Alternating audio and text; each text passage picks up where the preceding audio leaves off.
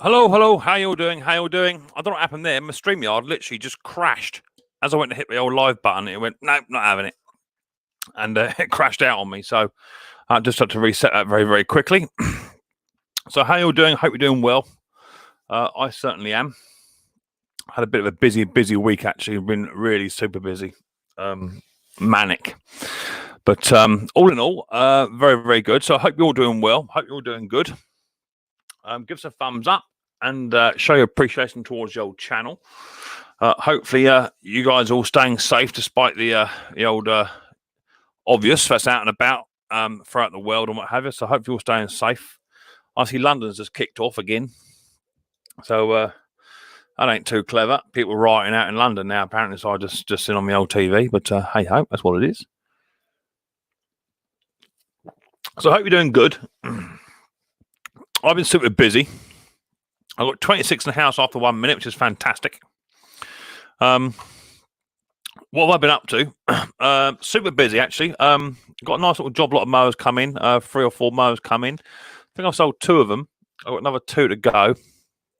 And one of them, of which I sold, I got a part exchange in on top of it. So I've got to fix that one up, which is cool. That's a little the mountful 414s with plastic deck. So I've got 2 of them in at the moment, which is cool. My mic looks like it's about to go for a burn in any minute. But yeah, been busy. Lots of you guys have been asking me questions and bits and pieces and want the answers to the reason why machines are failing and what have you, which is cool. So I've been busy doing that and also busy at work and running the old household as normal. Still waiting on parts to come in. I've got a few bits and pieces to show you what I've been up to. I'm just editing one of my videos now, which is about the ransom mark question. You know, that really old mower I had in. I don't know if you've seen that yet. Actually, you may not have done.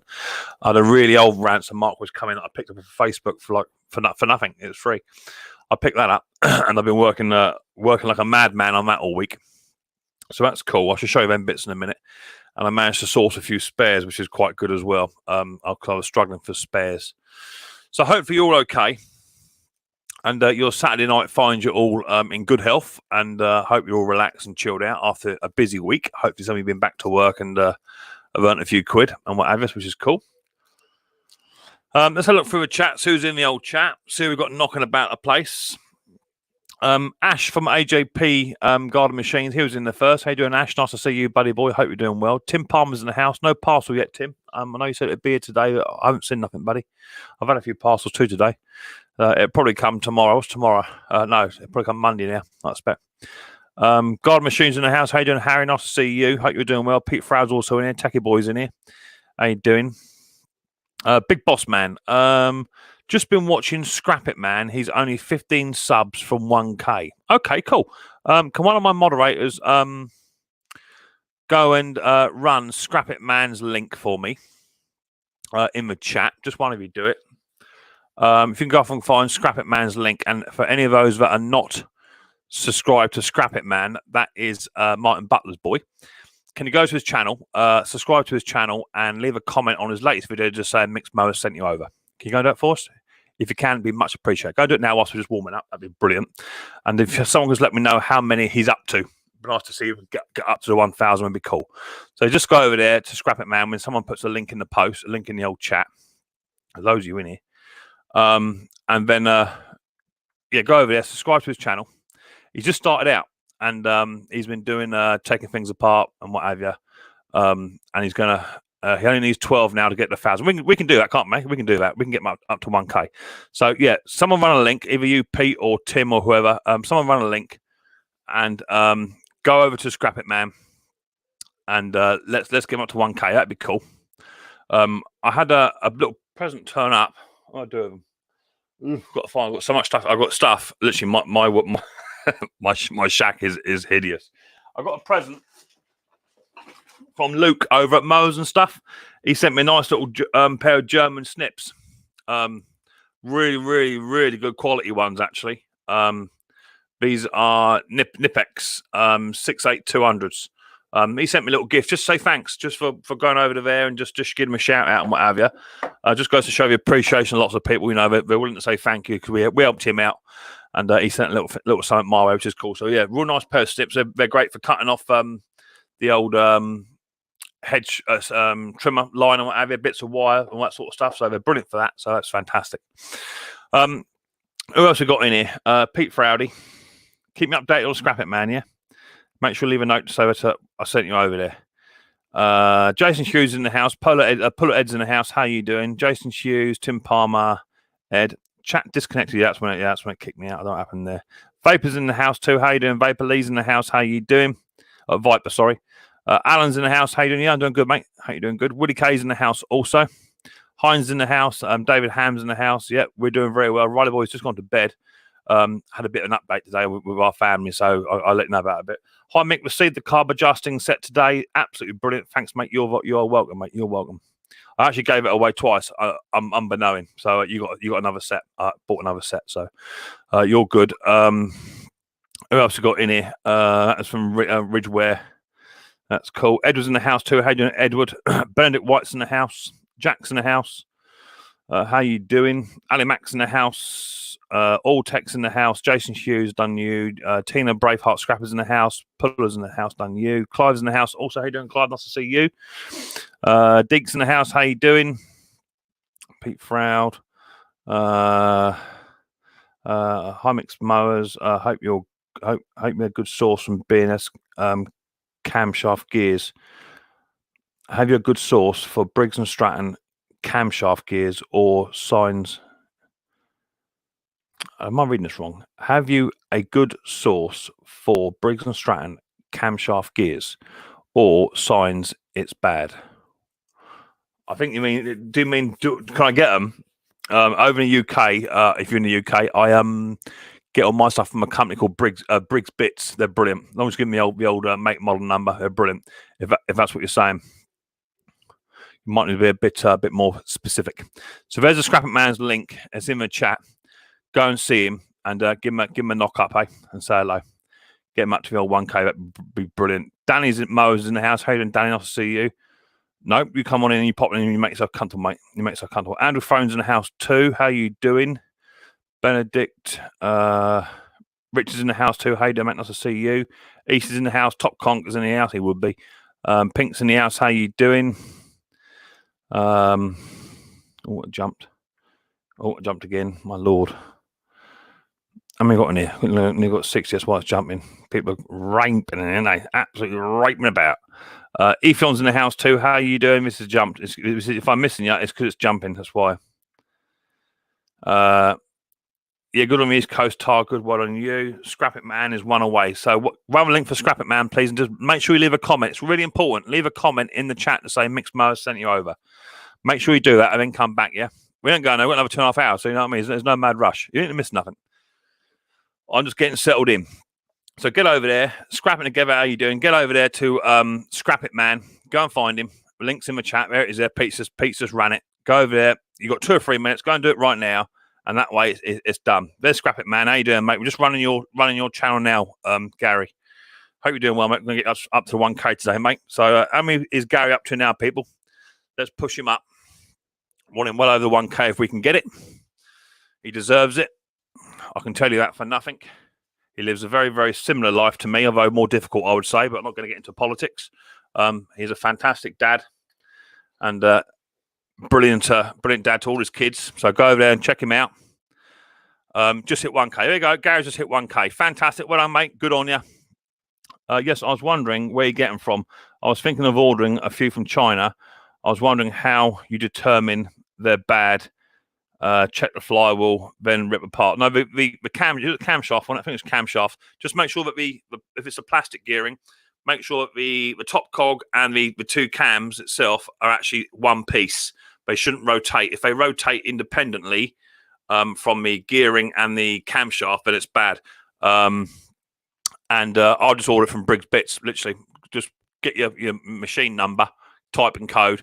Get hold of Briggs Bits, go into your Google search and just punch in Briggs Bits, and it'll come up. And they're not a lot of money for what they are. Or if you've got a spare engine knocking about, go and have a little look at that, yeah. So there you go. Scrap It Man is up to 1K. Congratulations. Now, I'm guessing now, Gary, you just need to watch time now, mate. I'm guessing. So if you get a playlist up together, Gary, run your playlist in the old stream, mate, and people go and watch your playlist. Not a problem. It's fine, mate. So we've got 60 in the old chat, which is fantastic. Well happy with that. Only after 10 minutes. Fantastic.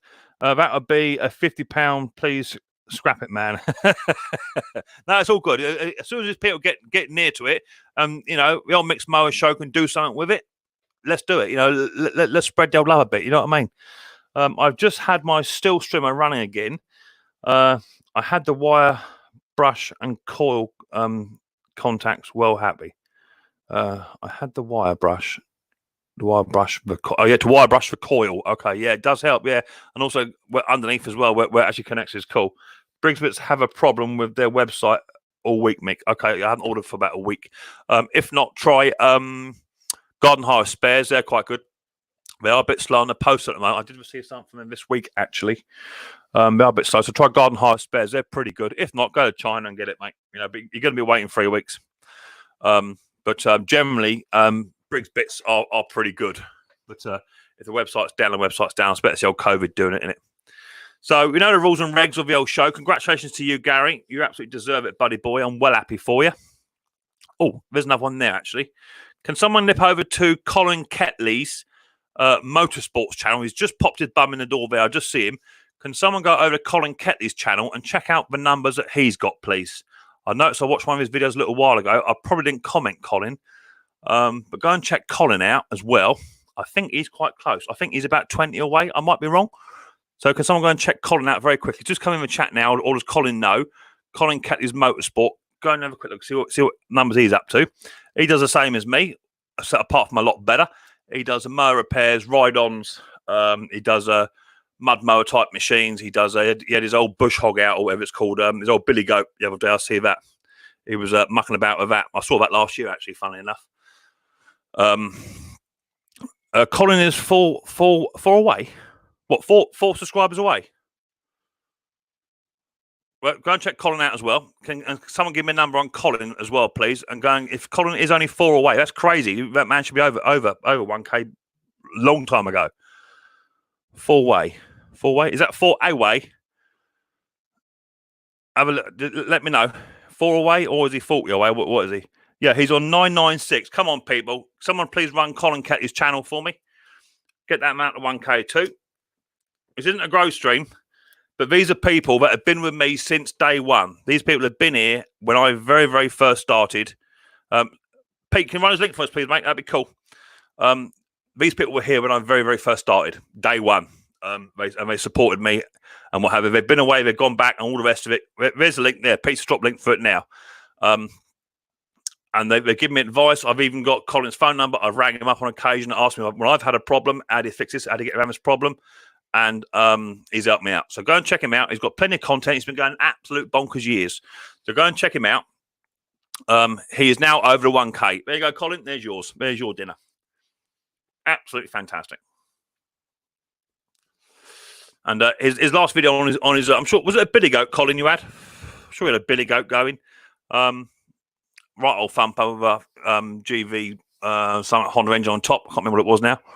And that started pretty much first pull. Lovely. I'll see that running last year. Dinner is served. Exactly that. There you go. Yeah, that's good. That's what I like to see. So now Colin Ketley's now up there as well. And Gary's up there as well with Scrap It Man. Fantastic. That's what I like to hear. 2 people over 1K mark. Absolutely brilliant. That's what it's all about. Help each other out. Good. So I hope you're all doing well. Don't forget, no more than 2 emojis in the chat, because you don't like it occasionally. No capital letters, all that sort of stuff, and no swearing. You're welcome, Cole. Absolutely welcome, Cole. You've been there from day one with me, mate. I know we've been apart for a little while. You've been busy, I've been busy, all the rest of it, but you're absolutely welcome, buddy. Absolutely welcome. As I say, go and check the videos out. Yeah, because Colin does much more than me. He does ride-ons. He does a lot. So go and check him out. He is fantastic. What was I saying? That's thanks for making a call. Why is my spark plug going black? Running too rich. Depends what it's on, buddy. Depends what your spark plug's on. It could be a number of things. Are you only need Jason Hughes only is 940? I'm not unsubscribed from you, Jason, yet. Does it stop working too? Don't forget, hit the thumbs up in the way. That'd be cool. Yeah, brilliant. That's good. Right. So what have I been doing? Well, I've been busy, actually. bought myself a new tool, or cut new bits and pieces. Bought myself a Mac blowtorch doodad. One of them. Bought one of them today, which is cool. Got myself a couple of Chinese carburetors in, which are here. Just for standard ones, just for the old trimmers, 11mm throats on them. I've got a couple of hedge trimmers and a couple of strimmers, maybe. It's always good just to get a couple in. I get them from China, and you've got to wait 2 or 3 weeks from them in Italy, but they're only about £4 each. And I put one on a trimmer just the other day. I had some come in and fired it straight up, didn't have to tune it, and sold it. Bang, you know what I mean? So I've got a couple of Chinese carburetors coming. I quite like them for what they are. I've been working on the Ransom Marquis cylinder mower, and been stripping that down and trying to get that running. I picked up the paint. Anyone that's doing cylinder mowers and what have you, check out a company called Smith and Allen Paints. They actually catalogue pretty much the colour you require for your Suffolk Punches, your Ransoms, your Atcos, all the old mowers. Those guys have got the paint matches for them, so go and check them out. They're cool. I'm not affiliated. It's just what I've picked up. For some of you that remember the Ransom I'm doing, if you've seen it, my Ransom exhaust looks like this at the moment. That's what it looked like just the other day. That's how it came, because it's been sat in a barn for like 15 years, remember? So that's come off, and I was trying to get you guys to try and get me one. So I found a mower, an engine. It was a British BSA sloper, and he was selling the complete engine, carburetor, all that stuff for like 40 quid up in Leicestershire. And it looked like it had the right carburetor. So I emailed him up and said, can I not have the engine, but can I just have, because he won't post it, can I just have a carburetor, the tank, and the exhaust off of it for the same money that you're offering? Because 40 quid for just some 3 bits is still very good money. He said, yeah, no problem. That's cool. So I picked up a carburetor, which is the, get this right, which is the 379, the top of my head, 379, rings a bell. Anyone know? 37, I'm sure it's a 379. Here you are. 379121.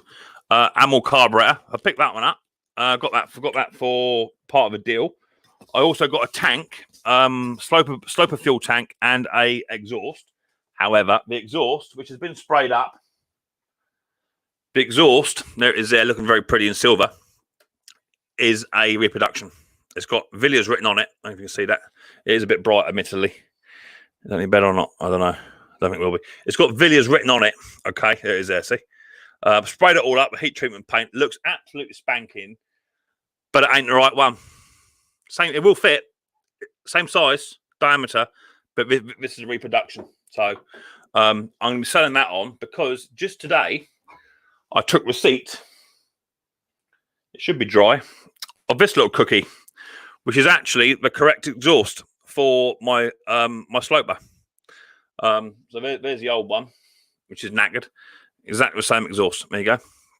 So I managed to pick one up. That was on eBay, and it was up for 12 quid, which is quite cool. So quite happy with that. So for some of you guys that have been doing this this Ransom Marquis, which is the Mark IV, I've got a Mark V over here with a Briggs engine, but I've now just finished taking it all apart. There's videos to come, and she's now sat on my bench, looking very, very shiny. Let me blow. Yeah, I can't blow myself. I'm really big on. So there's a fuel tank, all sprayed up, pull cord assembly, crossbar sections, exhaust pipe, bell housing, cover, pull cord assembly. There's the chassis just there. There's the engine all done up as well in silver. To be fair, the camera doesn't do it justice. And there's a back roller, which is a completely different story. The back roller is absolutely a pig. I need to get inside it and try and split the roller, but it's not having it. That shaft goes all the way through 2 sections of a split roller, and at the moment I cannot separate it. How many quid in a pound? A quid is a pound, just a slang word.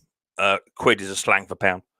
It's supposed to be spinning separately on that shaft, but at the moment it's not having it. So hence the reason I've got the Mac torch and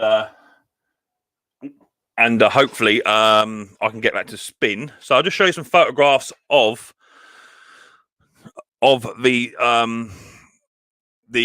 process so far. Well started. Let me just fire my old emails up. This will probably kick me out now. Let me fire my emails up, and I'll load some photographs up to show you.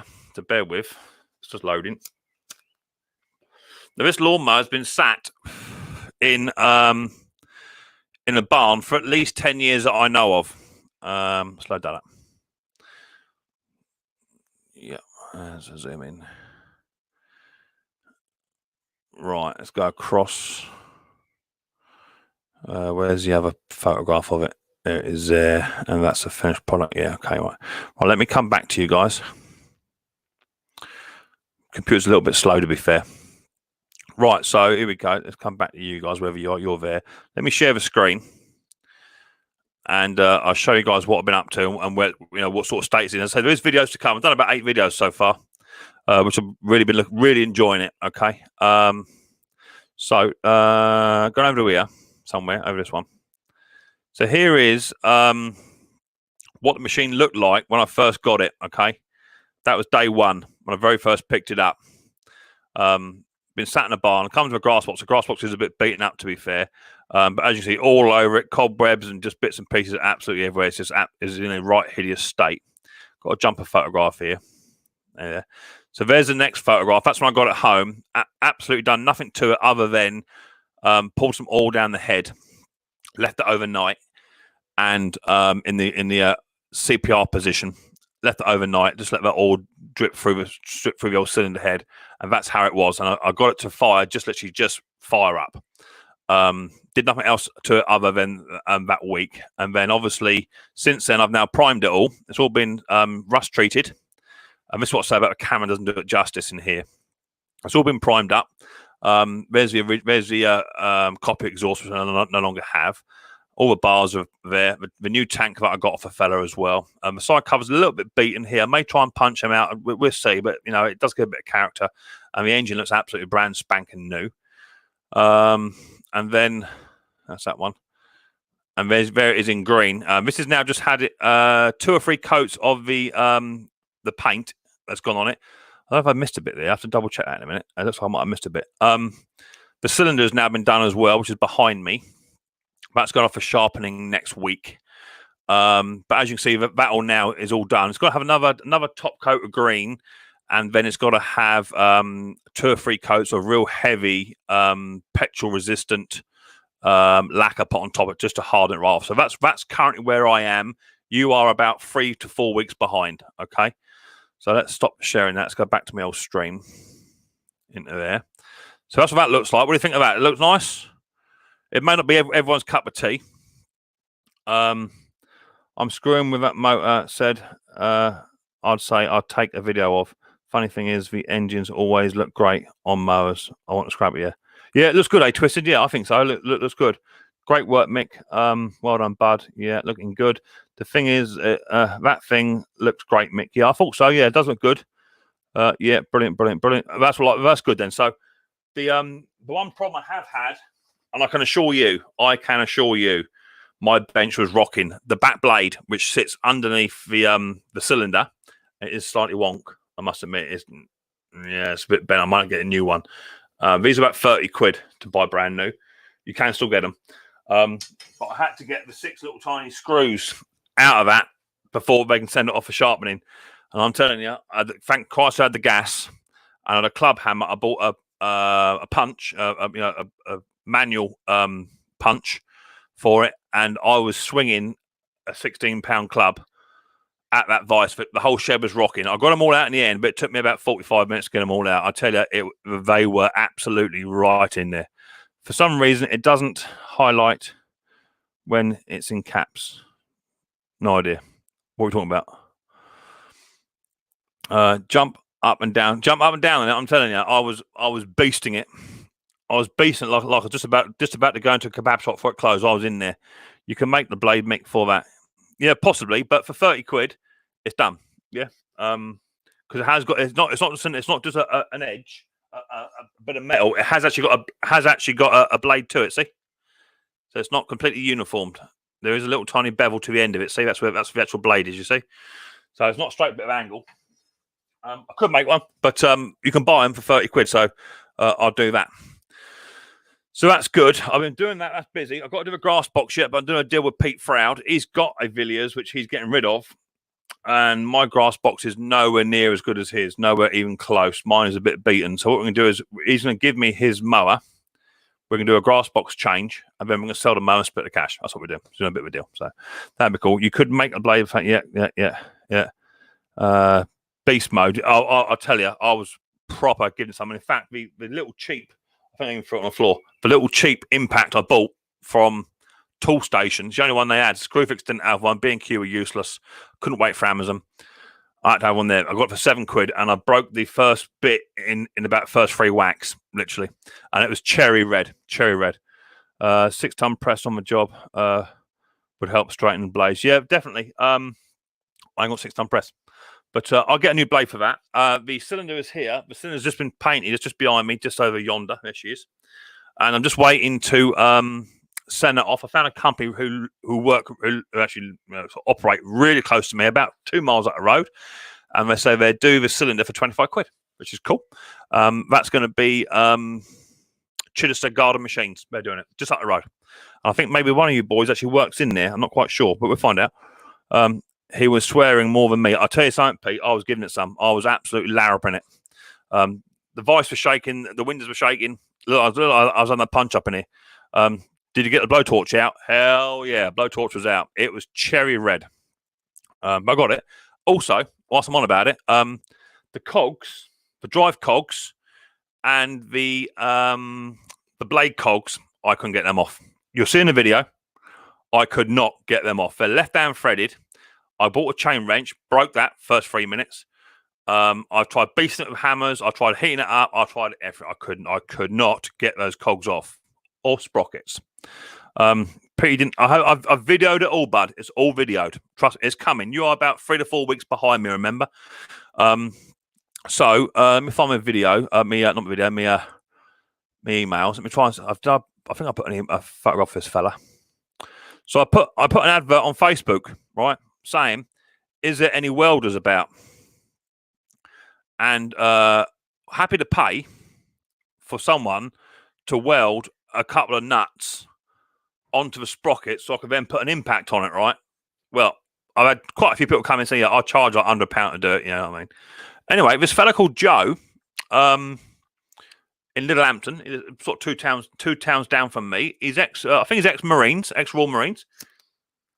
He contacted me and said that because Mrs. P works for the NHS, I'll do it for nothing. I said, "Are you joking?" He said, "No, because she does the NHS stuff, works in the hospital, I'll come and do it for nothing." So, real nice fella, actually. He's into his old Land Rovers. He's got Discoveries and what have you. And he does other bits and pieces, which I won't go into. He's ex-forces. Real nice fella, actually. I liked him a lot. Could have sat there and chatted for quite a while with him, actually. So this man Joe, where are we going? We're going down here. There he is. There's Joe. And he's welding 2 bolts onto the cogs. This is the drive cog. It looks like he hasn't got the other one off yet. So he's welding 2 big bolts on here, and then this bar at the back here. This is a what do you call it? Not a torque wrench. It's a breaker bar.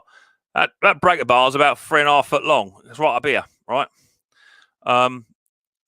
He put that on it, and he was hanging on it. He was hanging on it to get it off, right? And eventually they came off. So there he is doing the second one. That one's off now. See, he took that one off.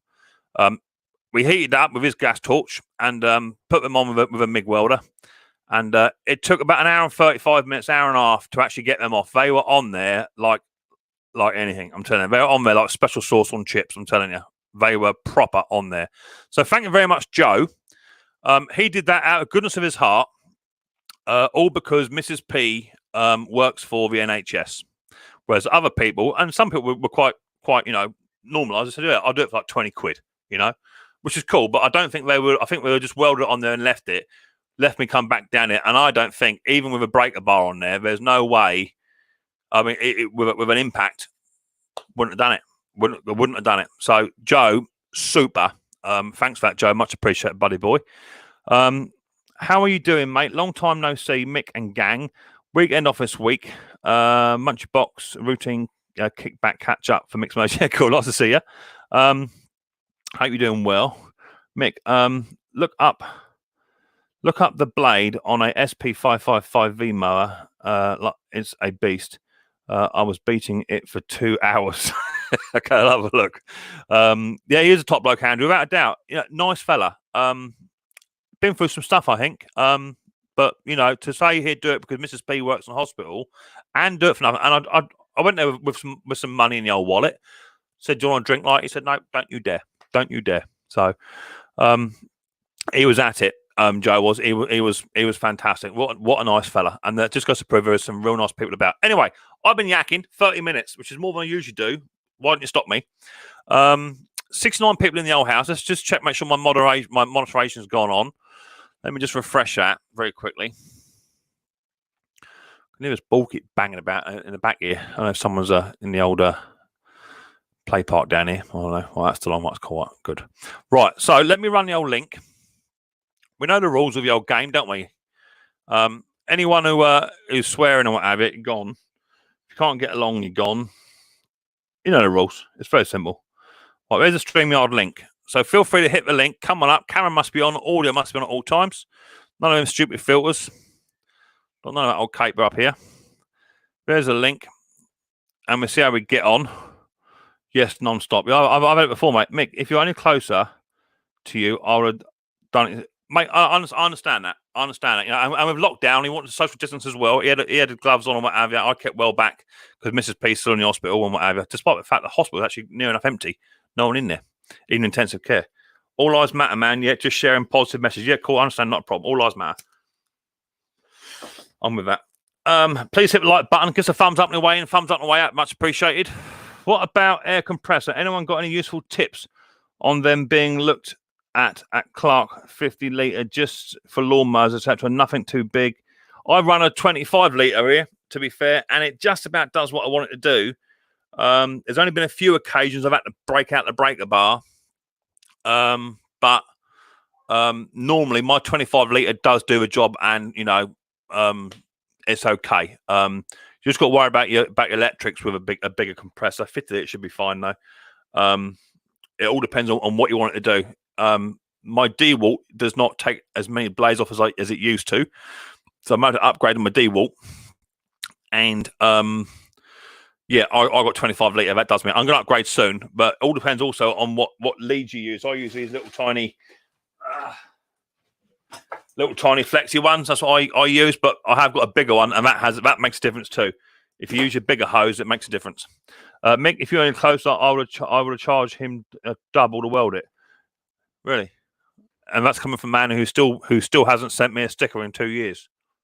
Brandon, everyone, give Brandon a thumbs down for not sending me a sticker in 2 years, please. He's promised me and promised me and promised me and shout me out on videos. Yeah, Mick, I'll do it. Mick, I'll do it. Mick, and he has not done it to this day. Give him a thumbs down. What you got there? How you doing, Spark? Finger up your nose. Tap. Up you come. I was editing earlier. Bum. Let's put that in there. That's it. Yeah, give him a thumbs down. That's it. Yeah, you know what I'm on about, Ed. Exactly that. He's been banging on about sending me a sticker for about the past 12 and a half months, 14 months. He still ain't sent me one. Good evening, everyone. Hey there, mate. Great tidy. Got some boom behind. It's £75 on eBay. Got the same as what Mick said. Yeah, you can get the bigger leads, but the problem is, when I first got my compressor, I think it was a birthday present from the mother-in-law, and my sister-in-law bought me a lead for it, an air pipe for it, but she bought like 35, 40 meters of it. I was forever tripping over it, so I called it up. So buy yourself 5 meters and have a big one. But I'm gonna get a 5 meter one at some point. I like them on the reel you see on the wall. So when you pull it, you basically goes back on the wall. It's all right that. But 9 times out of 10, you can't get the thick gauge one on the wall. That's a problem. It's a thinner gauge one, and when you're trying to remove bigger stuff, that's when you have a problem. Yeah. Hello, everyone in chat.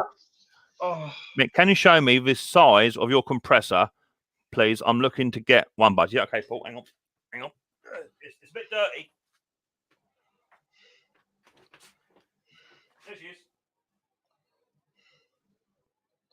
Nice, that.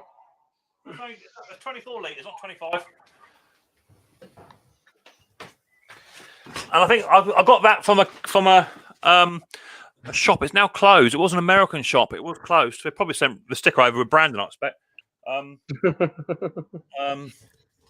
Buddings, Dunnings or something it was called. That was 70 quid. Or something like that, yeah. How you doing, Anthony? Nice to see you, mate. Hope you're doing well. You're welcome. You're welcome, buddy. Harbour Freight in the US. You won't be disappointed. Yeah, not always in the US, bud. BS, shame on you. Yeah, exactly that. Shame on you, Brandon. Yeah, exactly that. That's cool. How you doing, Sparky? You all right, mate? Yeah, I've been looking after a dog all day, a puppy. And puppy all day. Oh, it's about, 4 months now, 5 months? Yeah. Yeah. And literally, it's bited, chewed, won't do as it's told. Jumping all over people. Yeah, so. But it was fun. Well, that's what puppies do, unfortunately. Puppies do it, don't they? Don't you think we know that? They're only trying to get their teeth out, aren't they? Yeah. Any dog chews and pig's ears and what have you, soon smash their teeth out and they're gone then. Well, our mayor for the town's been on the old what's it called, Facebook today, saying that don't think we're gonna have an unlock on 15th because we're not. I was like, what? I was like, yeah, we are. What are you on about? Basically, our shop's supposed to be opening here on the 15th, and he's ordered it. The mayor person here saying it won't be because our rating's gone up. I decided, everyone's complaining about it now, putting it on there. So well, your rating's gone up. It's because people aren't doing as they're told. London's bad, isn't it? It's bad all over. It's bad all over. You know, I mean, at the moment you got this. I'm not going to get into it, but you got this poor fellow that got done in by the old bill and whatever in America. I did see it, and now we've got the same thing over in London. Apparently, in Birmingham, they're all kicking off. So yeah, it won't. I live where I live. I don't really get involved in it. It has no bearing on my life. Therefore, I'm not getting involved in it. Get a bigger one. It'll handle air tools and better spray without it running constantly. Yeah, I agree with what you're saying, East. Definitely, and that's something I'm looking into. But a lot of the spray guns that I would be doing would only be about sort of 5 to sort of 13 psi. So that would handle that to a degree. For just doing paneling stuff on lawnmowers, it would handle it. So, but I'm gonna go up to a 50 litre. I think that'd probably do me. My wife got me a new lead on Father's Day. It's 25 meters, too big for what I need, and the only downside to mine is it's a twin outlet. Yeah. I hear it. My one's actually on a hose pipe reel. Fills a whole reel, about 40 meters of it. Hideous. I'm never going to use it. I saw Blackpool Beach Sparky, absolute madness. There you go. Apparently, Blackpool Beach was going bonkers. Well, we had 4 days of it here. It was crazy. I was like, there's no car park, nothing. It was like, whoa. But other than that, yeah, we're okay. We've just got everything sorted. So finally got a fibre now sorted. So it's just what it is, you know. At the end of the day, you know, it's been nice weather, and people want to go out and do a bit. That's it. And you ain't going to stop them. You know, people have been locked up. I mean, to be fair, I'll say it how it is, right? As some of you know, I've got more than just one child. I've got 4 boys, and Riley boy's been here throughout the whole process, and so has Ethan and Josh. However, Ethan and Josh's dad, because they're my beautiful step boys.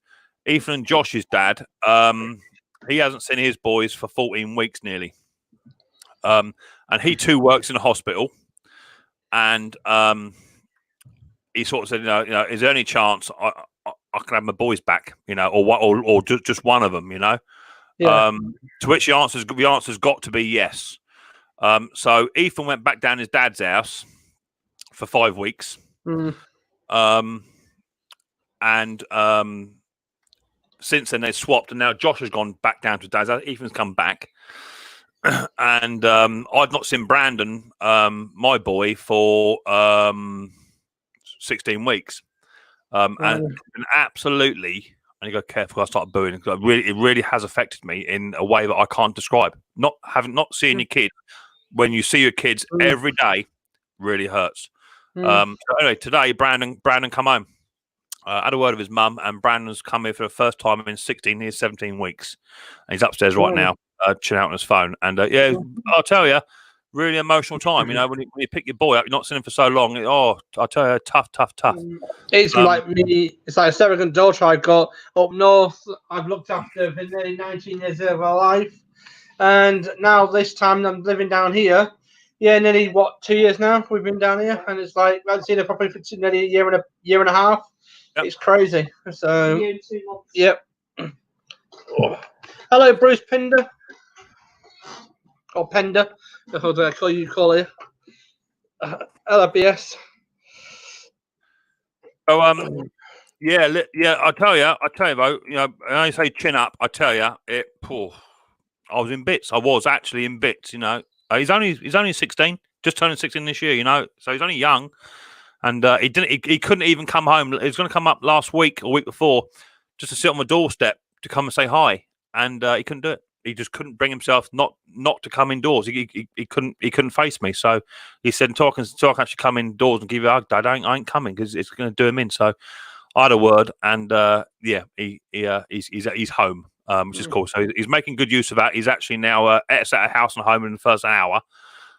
He's had spaghetti bolognese tonight, and Nana's made a load of cakes, and he's upstairs in his PJs, just chilling out on his phone, probably watching me now. I expect, doubt it. But yeah, he's hi Bruce, come on up, buddy. He's he was really upset, and Mrs. P was crying, I was crying, Nana was crying, Riley was hanging off the roof. But yeah, we've now got three of the boys back, but now Josh is down at his dad's house because his dad's missing him. So yeah, but it's been really good to see Brandon just for the day, but he's here for another 2 weeks. Because you got to do 2 weeks, didn't you? You got to do 2 weeks to make sure that you're not passing nothing on. Right. So he'll be here for a minimum of 2 weeks before he can go back, and that's how we're doing it. So, but everyone's being good, everyone's being careful. But yeah, I really have missed him, and it hurts. It really hurts. Anyone that's in a similar situation, you know exactly what I'm talking about. So, Mr. Pender, how are you doing? Good. Nice to see you. Busier than a blue ass fly.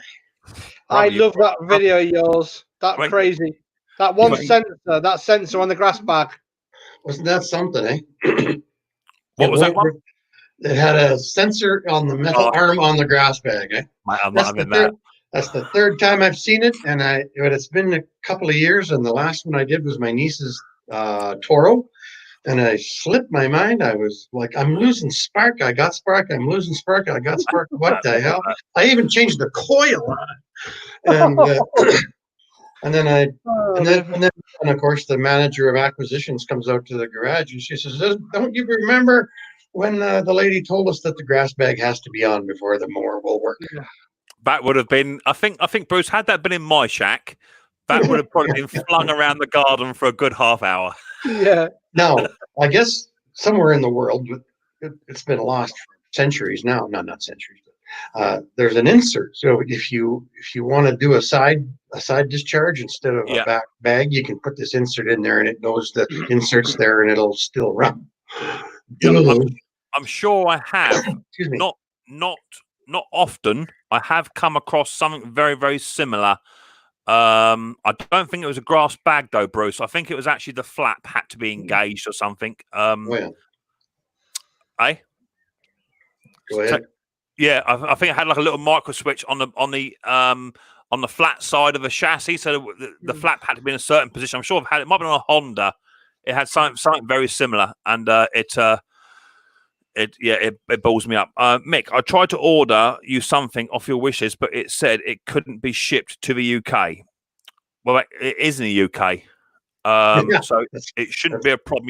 You might be shipping it, logging into your American one. So what you might have to do is make an account on the UK one, and then do it that way. I've got to send Bruce an item which I've already discussed with myself what I'm going to send him, and I've just opened up an account for an American YouTube one. It's not a Canadian one, Bruce, is there? Yeah.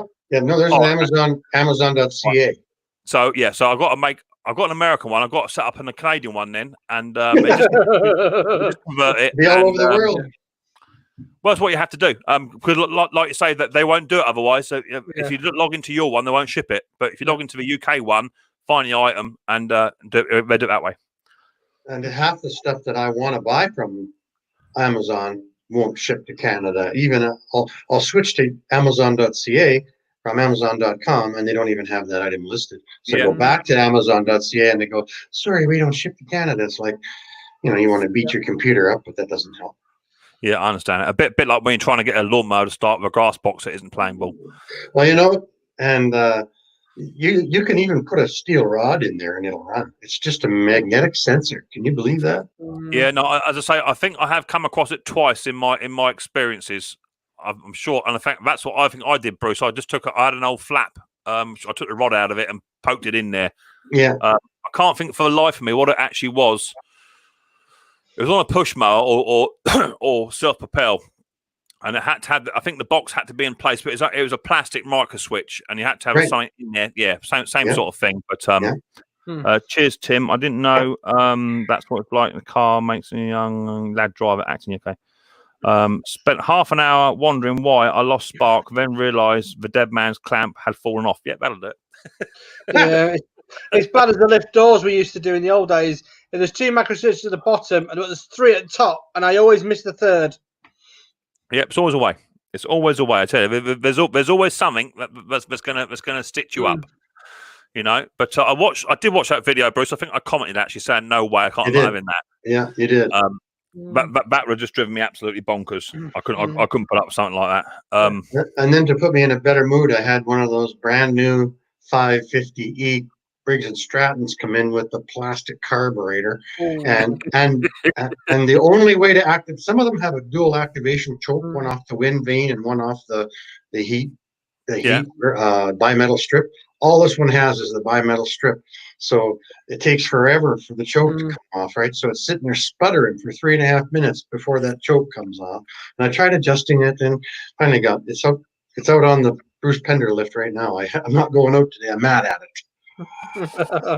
Well, I was getting all geared up just the other day. I see the old smoker came back into the old workshop. I see that, and I remember seeing that last year.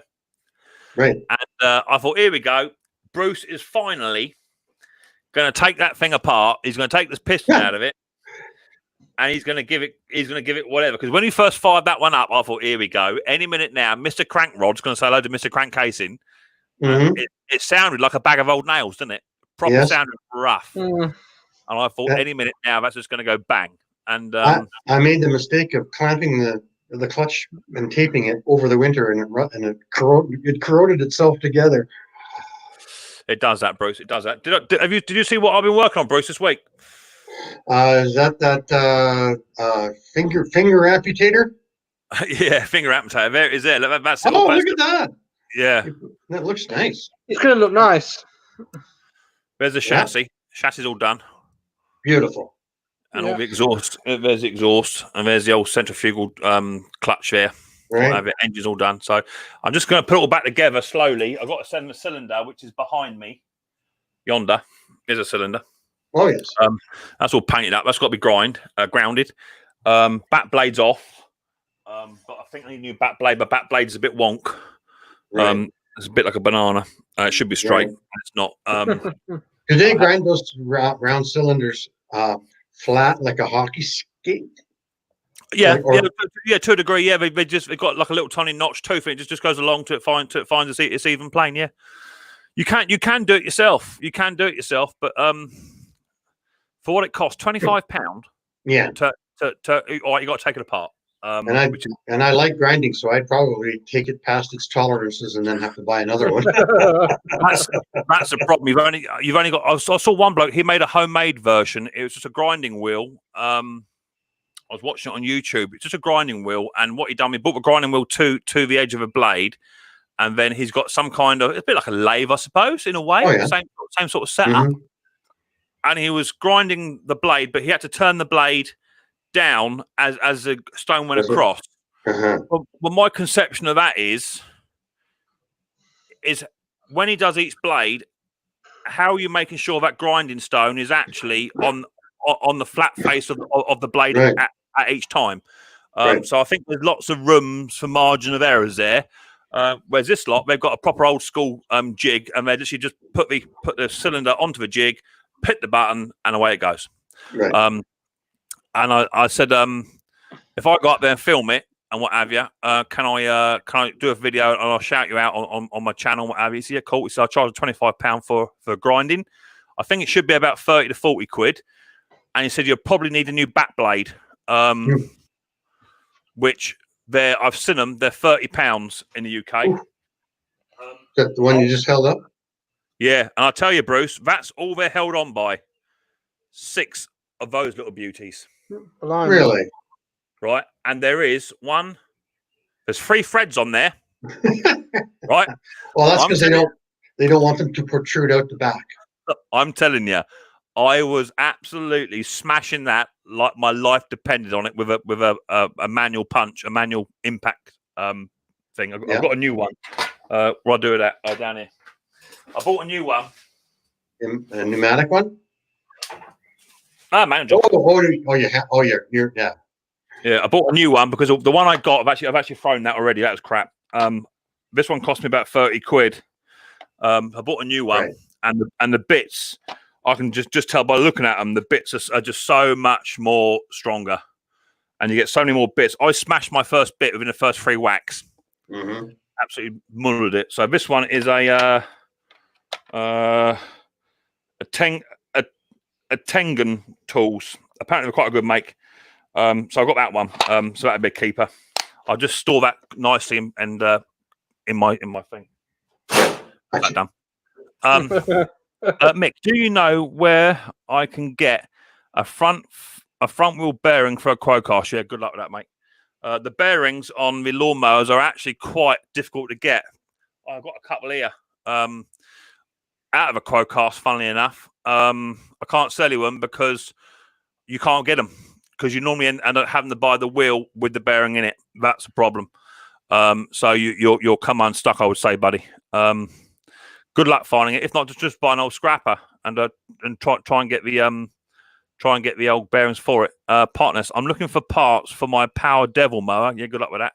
I don't think I've got one actually. I used to have one up there, but I think it's gone. Jason Hughes, thank you. Tim Palmer, police are asking for people with dash cams to come. Oh, there's been an accident, sorry. So I saw your other video, Bruce. What else was you working on? You might have to remind me. You did the Honda. I saw that. And do you know what? To be fair, are you not keeping that Honda? I sold it. You did sell it, did you? Yeah. They're worth a few quid over in now. No, because it was smoking still, but not as bad as it was last fall. I think it just needed to run. Once I got it hot a couple of times, it would just puff for 30 seconds, not 5 minutes. And I got $100. I got $100 for it, which if it had been not smoking, I would have got 160 for it. Yeah, all day long. All day long. I've had 2 or 3 of them in actually. All different series of them, and they all smoke to a fashion, but they're not a young girl anymore, are they? No, and every one of them that comes in, it'll run on choke. So it's a clogged emulsion tube, right? As soon as you see a Honda that runs on choke, I'll take it. Yeah. Phil, have you got your YouTube turned off? There's no good saying yes, I have. I can't hear you, damn it, can I? So nod in the right direction. Right, you're staying down there. Up you come. How you doing, Phil? Bonjour, monsieur. How are you all? I'm doing all right, mate. I'm doing all right. Yeah, I'm doing okay. Good evening, ladies. How are we? Good evening, ladies. Yeah, definitely. Doing okay, actually. Yeah, I'm doing okay. Just been a bit of a weird day. Having one of my boys come home. It's been a bit of a weird day today. Okay. Been nice though. Good. Yeah, been nice. Brandon's come home for the first time in about 16 weeks. And that's quite a shock. Shock to the system. Had to happen. I couldn't go. I couldn't bear it anymore. I went over there Easter to go and see him, give him some Easter eggs, and I had to see him through a glass. Well, that was me done. I couldn't put up with that. So he got all upset. I got upset. So that was it.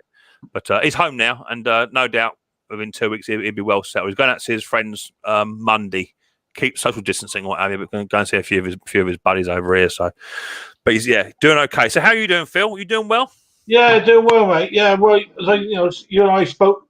Well, when did we speak? Yesterday, day before, I can't remember. Been to bed since then. Rang me up. Yeah, you rang me up. That's right, mate. We finally sussed out that mower. Yeah, what finally swine. got it going. Good. Turned out, after all the strife and all the hard work, it was a coil. New coil got fitted, and boom! Is that the one? Is that the one you were talking about 2 weeks ago? Yeah, he brought it down to me, and it was a bit of a dark horse, Bruce, because I put my Briggs tester on it and it wouldn't show a spark. I put a cheap tester on it and it showed a spark. Oh, I changed the spark plug and vice versa. So it was throwing out some real funky readings. We cleaned the carburetor. Well, that was already clean. We mucked with the main jet and what have you, and I got it running really, really well. At one point, it was running like an old steam train, but then all of a sudden, bang, nothing. I said, yes, those neon. Was it a neon spark tester that was telling you there was a spark, but it wouldn't jump the gap on the Briggs? Yeah, it wouldn't jump the gap on the Briggs, but the little tiny, Chinese ones, it would do. All those neon ones are a spark indicator, and and you can actually. I've been using mine for so many years now. You can tell when that thing's just not flickering as bright as it should. I head over and I got a spark plug bent so that it's a poor man's Briggs indicator. It's got about 100,000 gap, and I use that. And if it'll jump that, it'll jump anything. So, but I should I should actually quit being such a tightwad and get the real thing. Well, anyway, it solved the problem. A new coil, 20 quid worth of coil, and it runs as sweet as a nut. So the guys, he's supposed to have picked it up today, but he's collecting it tomorrow, so I can move on then. How much did you pay? How much did you pay for your SV200 carburetor? 20 quid, I think. £20.95 or something. It was next £21.95. Should have said, mate, I got one here. Oh, well. Brand new. That's the baby. Tenner. You can fall out with people, you know. Well, it was in the cupboard when you was here, Phil. Just didn't want to give it you. Mick, a trivial one. I have an old cheap strimmer. Throw it away. I'd like to read the rest. But never lets me down. Recently, the bolts holding the muffler keep vibrating loose. Will thread lock help this? All jumped. Or have your best suggestion? Yeah, you try a bit of Loctite, heat resistant Loctite. That should help. The question is why? Is it a vibration? You can also try maybe putting a few just one spring washer just behind it as well. Star washer, yeah. Or a star lock. Yeah. That might help it. Yeah, get some heat resistant Loctite. Try that first. The only downside to using heat resistant Loctite on an exhaust is if you have a machine like a strimmer, which is renowned for being smoky and rattling. Like, if you ever need to get the exhaust off, it's going to be a pig. So I would go down the washer route first. Try all that before you go down the Loctite route. Loctite is an absolute pig, especially with the heat resistant one, and it's getting hot. You know what I mean? It weld itself to it. So yeah, try that. Got to go. Painting to do, says Twisty. Right, Twisty, mate. Thanks for coming on. Hello, Lee. How are you doing? The blade is out of balance. What am I missing? Please don't do a number again for it. Andrew's Autos. Please don't do a number again for it. I've missed a crack somewhere. Cheers, mixed Mowers and panel heading off. Trivial question. Just trying to catch up. Been told he is trying. Turned up. He's already got. Okay, you're just chatting. No, I've been playing around with a mount field. I think I told you, Mick, I got a nice deck off a mount field. I thought I'd start playing around with it today and looking for the rear wheels in the drive. I managed to find the drive, but half the bits for the wheels, I can't really remember how it all goes back together, to be honest with you. Well, get a schematic out for it. On a hand, Phil, I think there's one just there. You can't help yourself, can you? those mount fields, because over here we don't even know the name. Right? They look like a Murray. I wonder if they are. I don't think they are. Okay. I don't think they are, Bruce. They are just I'm not going to say home user because they do a home user range. The 414 is definitely a home user range. But, when you go up into the higher end of the Mountfield stuff, they do some really nice mowers, like the 4-speed roller one. Nice mower. But the SP470s and the SP474s, they're just a user grade, sort of £300 to £270 mower. That are going to last a season if you're lucky. If you don't look after it, they'll last 3 seasons if you do. I sold one to a commercial gardener just this week. I had a job lot of 3 or 4 came in. I think I paid a tenner a piece, and I sold the mower, the Mountfield, to him for good money and a part exchange. And he's a commercial guy, and he sold it up against a Mountfield 414, which is a little tiny 16-inch plastic deck. With an SV Chinesey wannabe overhead valve engine on it, and he's been using that commercially. I mean, a lot of work. So you're saying that it'll last a season if you look after it, and only last 12 months if you don't. Yeah, that's what it's like. Yeah, some people they just don't look after them, do they? I've had some people come back to me year after year after year for servicing. I sold a mower to them like 6 years ago, and still running good. It's what it is. Mick, you're wicked. What do you mean I'm wicked? Well, it's just what it is. I need the pull cord mechanism and petrol cap and dead man's handle. That's that for the Power Devil. The Power Devil, they do 2 types for those engines for the Power Devils. Isn't it one with a little tiny like rectangular blocked air filter? I might have a spare engine here for one actually. I might have an engine. DKK. Well, I put that Kabuto of mine on eBay, Mick. That 5 horsepower Kabuto. Oh yeah. Several people are interested, but see if they're going to come up with the money. At the moment, I'm going to give it away about 80 quid. Well, that's what it is. Yeah, it's a lot of mower there, mine. It's all aluminium deck and stuff. It's a lot of mower. Well, it's like Bruce. He let that one go for X amount of dollars.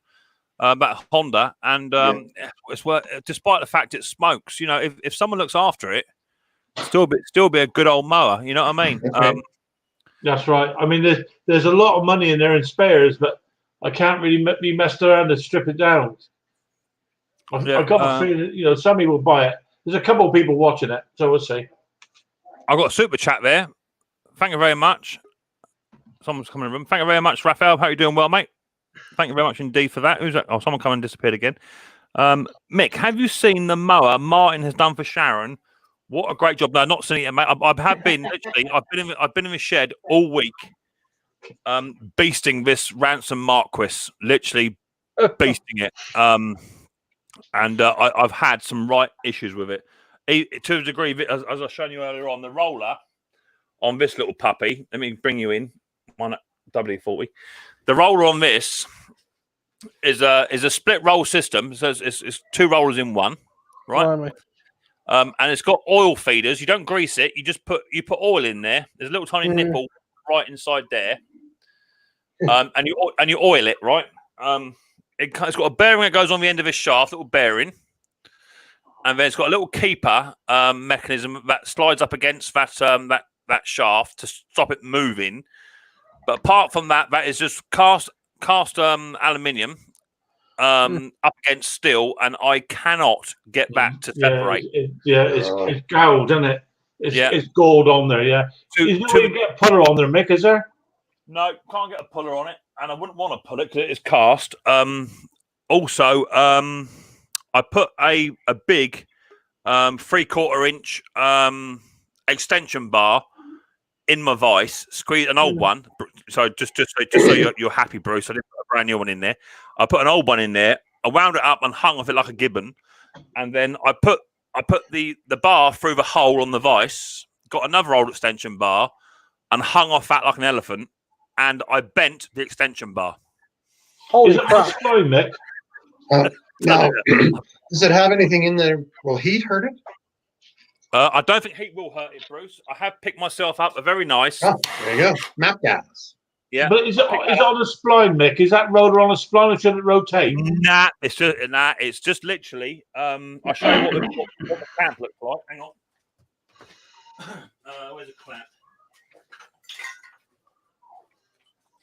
So literally, the only thing that stops that shaft or the rollers moving up and down the shaft are these little tiny keepers. Right. That's all it is. That stops. That's not a tiny keeper. That's a big keeper. Well, So yeah. so in theory, then the whole axle should drive through them, Mick. The whole axle should just slide out of there like butter. Yeah. You need a press with a 20-inch opening. Yeah. Yeah. Not fresh out of them at the moment. Ken's in the basement. All right. Hey, Ken. There's Ken. Up you come, Ken. Tim You don't Palmer's want to be knocking it around too much, do you, Mick? Otherwise, you're going to crack that casting. Well, the idea is what I'm going to try and do is Sorry, Ken, I'm laughing at you, buddy. I'm going to heat it up nice and warm. When I got it nice and hot, I bought two products. The product we'll know and love, and I also bought this one, which is called Pocket Rocket. Repels moisture, penetrates, lubricates. Where are you going to get the heat to? I need to get the heat. You can get inside it. To the roller. Inside it. See? That spline. Let me make myself a bit bigger. Hang on, let me show you. Bear with. Let me go up to here. Boom. So that spline is only about 3 inches long, 4 inches long. So, but it is splined, eh? Dirty. Sorry, that part of the shaft is only about 3 inches long. So that's what actually holds it on the shaft, yeah?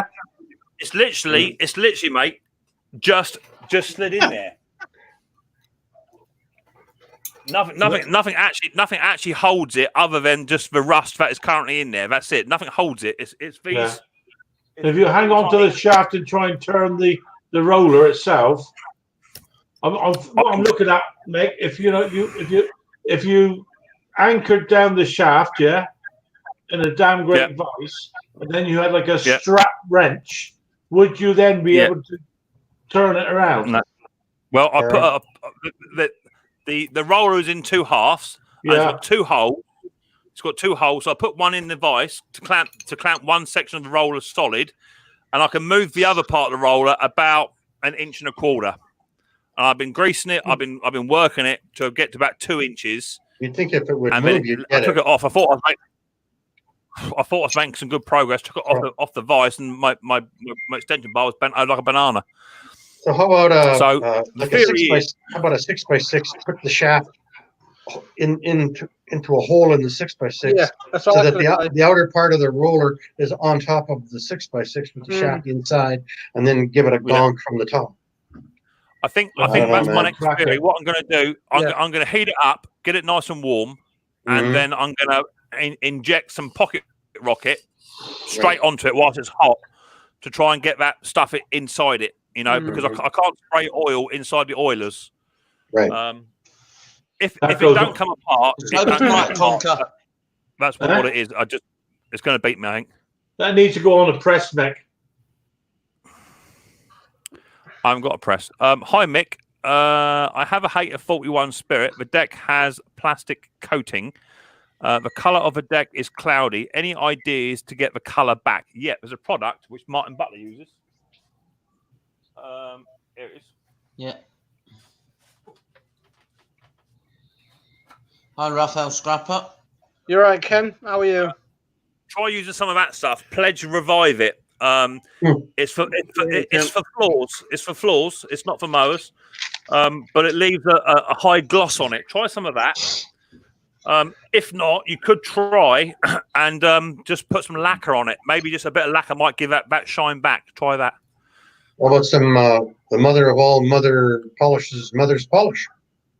Yeah, Mother's Polish. Yeah, that Pledge Revive it is really good for like plastic coating stuff. Yeah. Who thinks you look like Martin?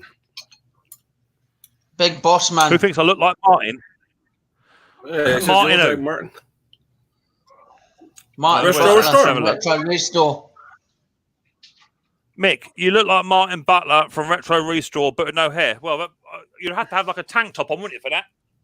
There you go.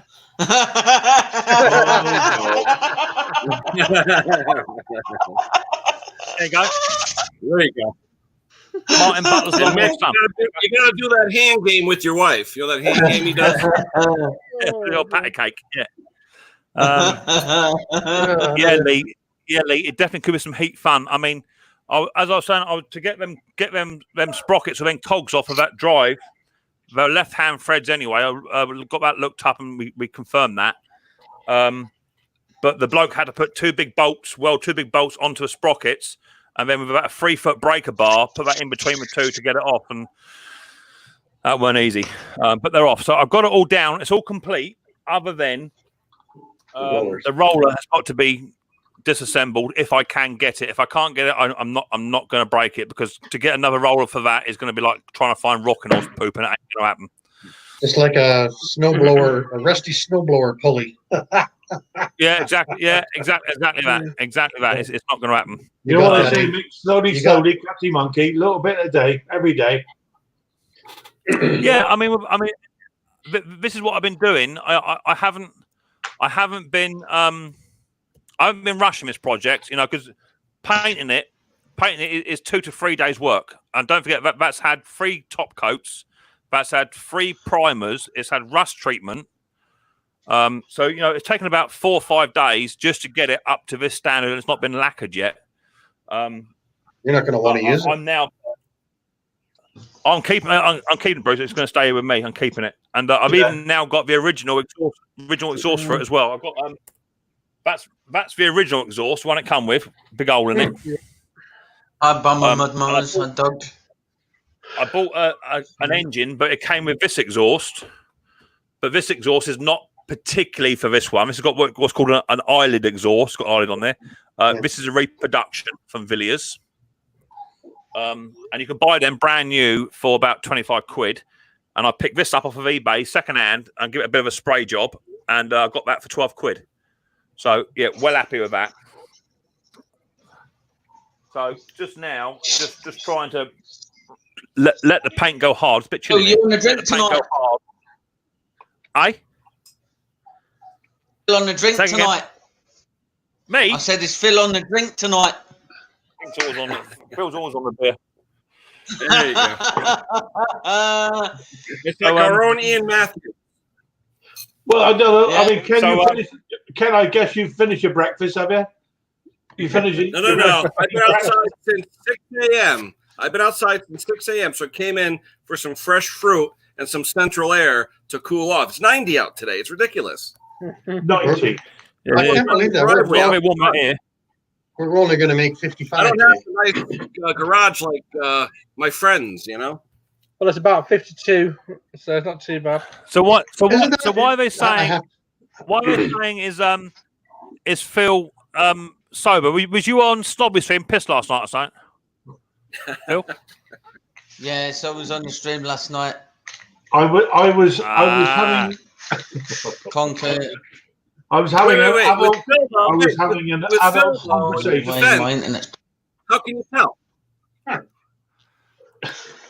I was having an adult conversation, Mick, as you know. Got too many people on my internet's playing up. He's not the first. Yeah, my internet's playing up. Hi, Doug. How you doing, mate? There's another good tip for faded plastic is get a heat gun and just generally warm it back up. Get a heat gun. Yeah, especially if it's like a dark gray and black. It brings the color right back. Yeah, that works quite well too. Hey Ken, I gotta interrupt. I remember your yard tour where you showed us the 2 little John Deere tractors. And don't you have a garage down at the bottom of your driveway? But like most people that visit YouTube and fix things, you basically can't walk in it because there's too much crap in it. No. I must know. In my defense, I have my Harleys in there, which I go in and out with when it's warm out. I've got 5 or 6 mowers that are in various states of repair, waiting on parts, stuff like that. And I don't want them out in the weather. So the garage itself is only 10 by 20, but it's concrete all sides around. So like a day like today where it's humid, everything's sweating in there. It's disgusting. Okay. You get that like concrete smell. I thought I saw a shop in the background when you were No, doing I that. have the shop. You go through the door in the garage. In my basement, I have about 12 by 20 with my lathe, my miller, all my tools, all that stuff. So I got a little indoor shop. But right now, because of the past few weeks, I've been so busy, I can't even walk in there. It's ridiculous. It has been busy. And what about the quality of the junk that's coming in, eh? Bad. People are hauling stuff out of their sheds because they're canceling their lawn services because they can't afford lawn service anymore. That's right. And Absolutely. I literally have had stuff come in. The average one has green gas in it. Like it's just been crazy. Are you I got a saying, funny Bruce, story, that you're getting stuff in at the moment that I wouldn't normally touch? Yeah, and a legit, because I don't know, we're all legit, but a legit lawnmower shop wouldn't even look at it. Like, I mean, it would cost $500. Well, I got a funny story though. A guy came to my house today with a mower deck off a John Deere X300, which is an expensive mower. It's a $5,000 mower. Okay. Mm-hmm. He said he went to the dealer down in New York, which is 40-mile ride because there's no real dealers around here anymore. The one that was here, 2 of them, they shut down. So he drives to New York, okay, from Connecticut. The dealer looks at the deck and he goes, "What's the matter?" He goes, "Well, he's popping belts." So the dealer looks at it and says, "Oh, there's nothing wrong with it," and charge him $100. Okay. So he comes, he asked me if I fixed stuff for him in the past. He says, "Can you look at it?" I said, "Okay." So he brings it in the back of his Ford Expedition, big truck. So I open it up. There's a deck, nice and clean, really nice and clean and all. And I look at it and I go, "Yeah, your L-shaped guard that keeps the belt on is in the wrong position." I said, "You have it like 90 degrees from where it's supposed to be." So I said, "Do you have a lot of twigs in your yard?" Well, no, I said, "Do you have a lot of twigs in your yard?" Yeah. I said, "Well, if a twig got underneath here, it'd lift it right off because the guard isn't keeping it on the idler." And I said to him, I said, "Do you have twigs?" He just shook his head. So anyway, he looks at me, he goes, "Do you sharpen blades?" I go, "Yeah." So I lifted up the deck, took out my Milwaukee, bam, bam, bam, sharpened, put them back on, whatever.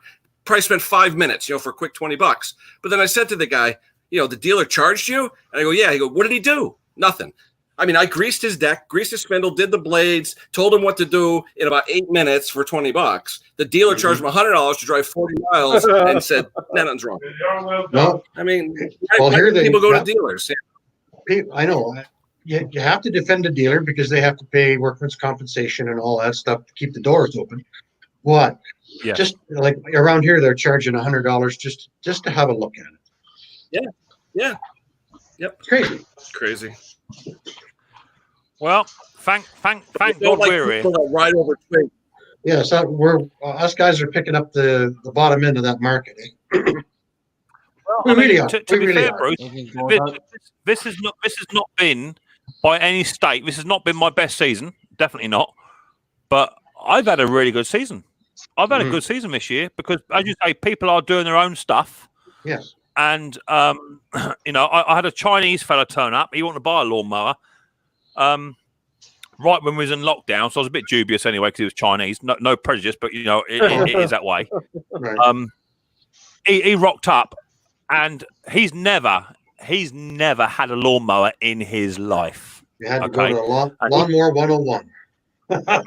Yeah, and him being Chinese really didn't help because my Cantonese is shocking. It's not too bad after about 12 pints of Guinness. I can speak it fluently, but I wasn't prepared to get smashed. So he rocked up and he bought a Hater 41 Hawk off of me with the Briggs flathead with drive on it. And I said, I've got a Hater Hawk here with a push mower. It might be easier for you, No, he wanted one. He wanted one with a drive. So okay, no worries. Right. And within the first hour, he's messaging me saying, "How do I turn the drive off?" And I just had this vision of him texting me whilst going around the garden, saying, "How do you turn the drive off?" Do you know what I mean? Dogs out. Yeah, I know. I try and if I've got there's a lot of young men here that have been raised by single moms. It's everywhere. And these kids don't have a clue. And I try and sell them the simplest lawnmower I can. And they're broke anyway. And I asked them, I said, everyone, would you walk within 1.5 feet of an airplane propeller? No. I said, well, that's what that is down there spinning at 3,000 RPM. Yeah. I did quite well this week actually. I had someone message me Hi, Roy. Had someone message me. Cheers, Ed. Thanks for coming in, mate. Much appreciated, buddy. See you later. Someone messaged me and said they run a school for children with disabilities in my local area, and their school is going to be opening in the next 2 weeks for key workers and this and that. Yeah. But because the council is not yet working, their grass is like up here. So they said, would I have a lawnmower they'd like to donate? Have I got one I'd like to donate to the school? So I thought, okay. So I thought I'll ask a few questions first, because I get lots of people say, can you donate stuff and can you give me and you know, all that. So anyway, I checked the school out. School was authentic, despite the fact I've never heard of a school, and it is only the next town across from me. And Riley goes to a additional school, so I found the school. Yeah, no problem. I said, can you send me some photographs of the area? Yeah, I got that, no problem. So he sent them straight over. I thought, okay, that's cool. So any chance you can send me a photograph of the front of a school with a sign on it, so I know what school it is? Yeah, no problem. Give me a minute. Along came, and it wasn't a snapshot. It was a photograph. So he said, you sound a bit reluctant because you think it's a scam. He said, why don't you ring up the office via the website? That it is manned. So I rang him up, spoke to the headmistress there, and she said, yeah, I can confirm this is he's our supply teacher who also cuts our grass and does the nature walks in the school. So yeah, I had a little push mower here, and I said, we're gonna have to strim it first, mate. Can't. Yeah, I got strimmers. I got about 4 or 5 volunteers. So yeah, I donated a mower this week. I think it's about a £90 lawnmower. Donated for nothing. You can have it, take it away. Good. You know, you got to help people out. You got to help them out. And that will come back. Eventually, that will come back. Someone on the line. It might be a service offer someone. Someone knows a friend. It will come back. That's right. And you know, you've got. It's not all about the money for me. You have got to try and help people out. You know, and if you can help kids out with additional needs, yeah, that's brilliant. Mick, we got Mick. Go on, Bruce. I just did a lawnmower for a young kid who lives in the province next door. He's got a 1 in a million disease. Just a moment, please. Hey, Judy. What's that disease? He had, he had Batten's disease. And it's a 1 in a million. He had 1 in a million. It's a 1 in a million thing. And we put in a. What's it called, Bruce? Batten's disease, Batton. And anyway, they had a challenge for him, and we put in a free lawnmower repair. I don't know what the bid ended up doing, but I just fixed it last week, you know, for free. So that's cool. Yeah, exactly that. You got to do it. I mean, Jason from Patty's Performance just messaged saying he's got someone messaging him all the time about church stuff. Normally, can I donate a mower? I get that too, Jason. They want to cut the local church and what have you.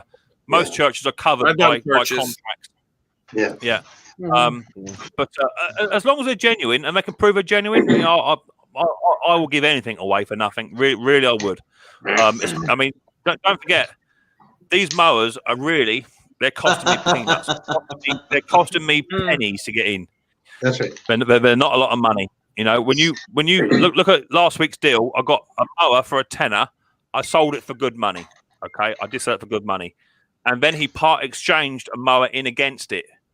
So the mower that I paid a tenner for, I made money on. He then gave me another mower for part exchange. You know what I mean? You're in it to win it. It's crazy. Yeah. Now there's all on top at of that, the moment, though, isn't it? Like, it's all tied up down here. I can't find anything at the moment.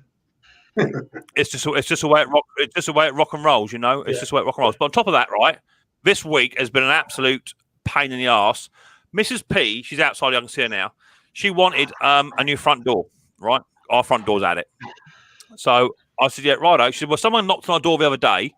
They're going to ring you back. I said, okay, no problem. So anyway, a week later, this fella turned up this week. Turned up in a Matalan shirt, Matalan trousers, look brilliant. And he priced me happy for a new front door, right? Let's write in the chat how much this door he was going to bill me for. Bearing in mind, it's a standard door, front door, no letterbox, nothing additional. Write in the chat how much you think that door would have cost. 225. I can't write in there, Mick. I tell you what I'd say, but I can't write in there. 225. How much? Sparky? 225. I was going to say 240. 225. Oh, yeah. Okay. Johnny from Identity Destruction. He says 1,200. Jason Hughes says 700. 240, Mick. Hang on. Quite a few. Bruce says 650. Andrew says 850. What are we pricing? A new Just front door. A front door. Yeah. No letterbox because Riley Boy hates. Well, when the postman comes, it's Right. a Wood or it's metal? It's a Is what's it name wood for Riley or? Boy. Wood, metal, or fiberglass? He charged Metal. me for two. One is UPCA and one UPVC. composite. Two different prices. Yeah. Probably Yeah.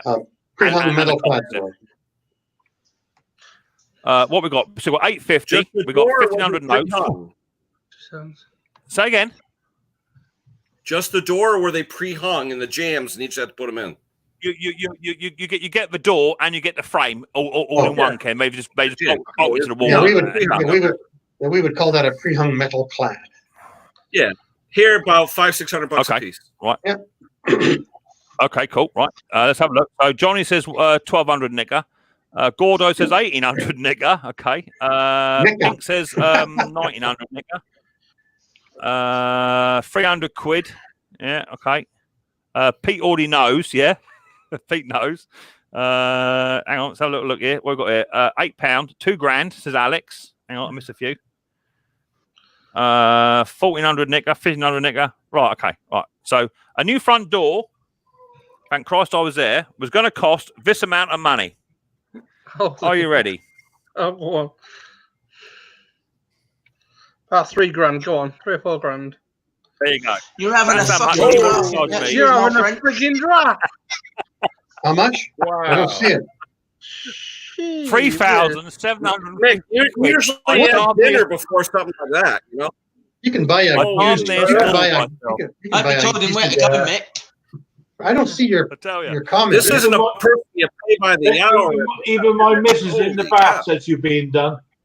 It's about- £3,750. This is Bruce. where That's you about were saying, Mick. $5,000 Is that because Canadian. you're a celebrity, Mick, and he knows it? mate. And that was with discount. He's going to knock £250 off if I put a little sign outside the front door. Bearing in mind, I live in a cul-de-sac in the far corner, so no one's going to see it other than the postman. No. So I've got a YouTube channel, and I'll big your company up on there. 1,000 hits a video in the first 24 hours. Checking me dinner, boys. I got all of that, right? And do you know what he said when he got the price? He said, "Get your debit card out. You got a hell of a deal."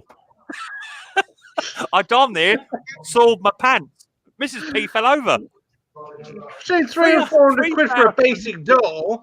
Between 300 and I 400 was going to say, over basic here, door. for that kind of money, he'd have to be my doorman for a year. You can buy a I good said to used him- car. No, I you said can buy to a him- good used car for that. I said to him, for that Wow. money, I might as well move my fucking settee outside and stare at it all day long. Do you know what I mean? Sorry to swear, but oh my lord. Just imagine if it was red. Just imagine if it was red.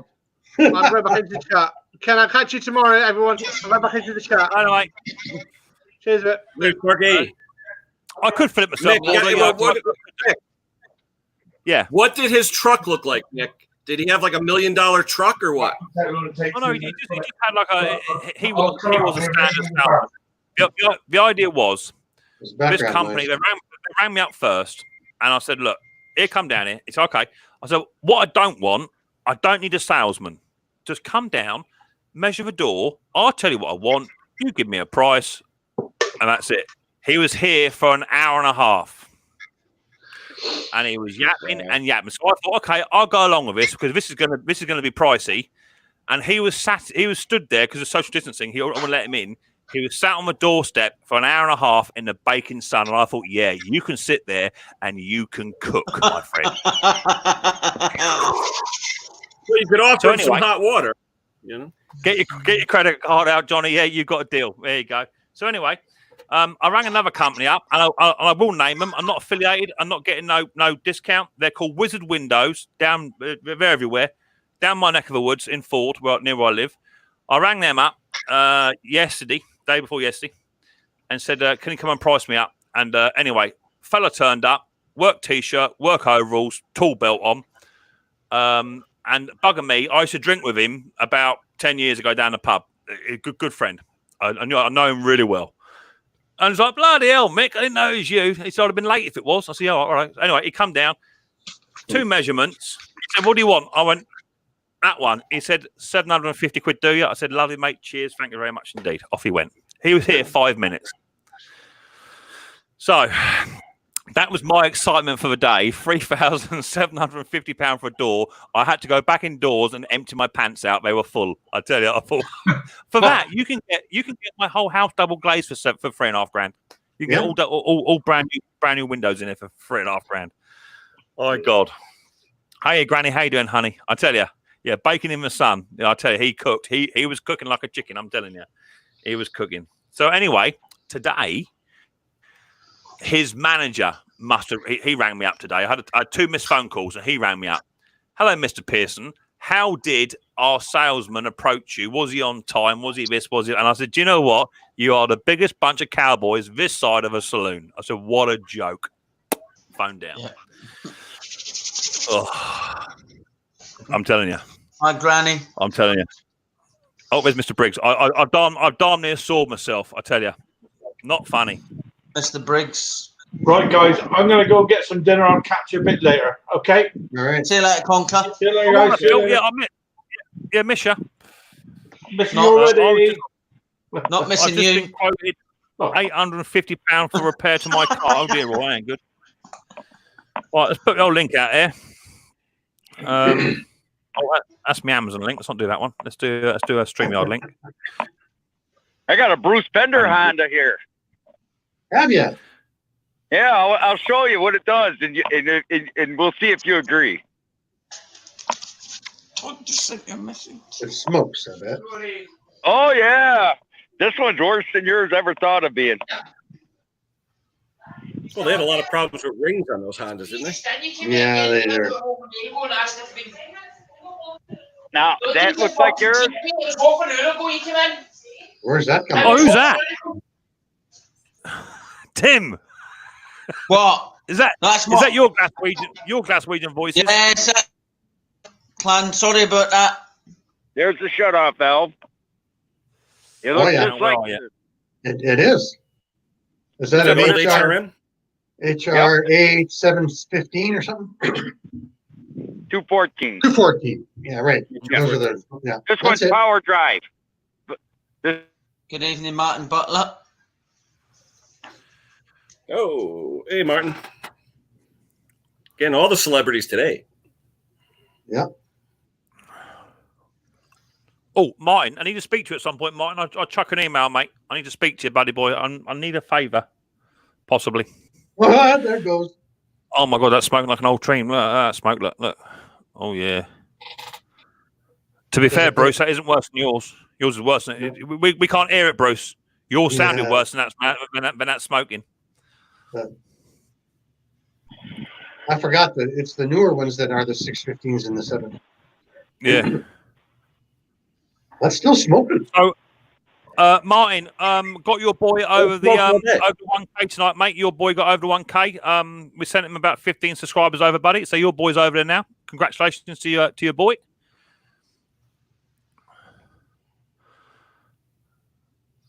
VW Caddy. Starting to clear. That's pretty bad. That one clear. You think that one beats yours? Yes, it does.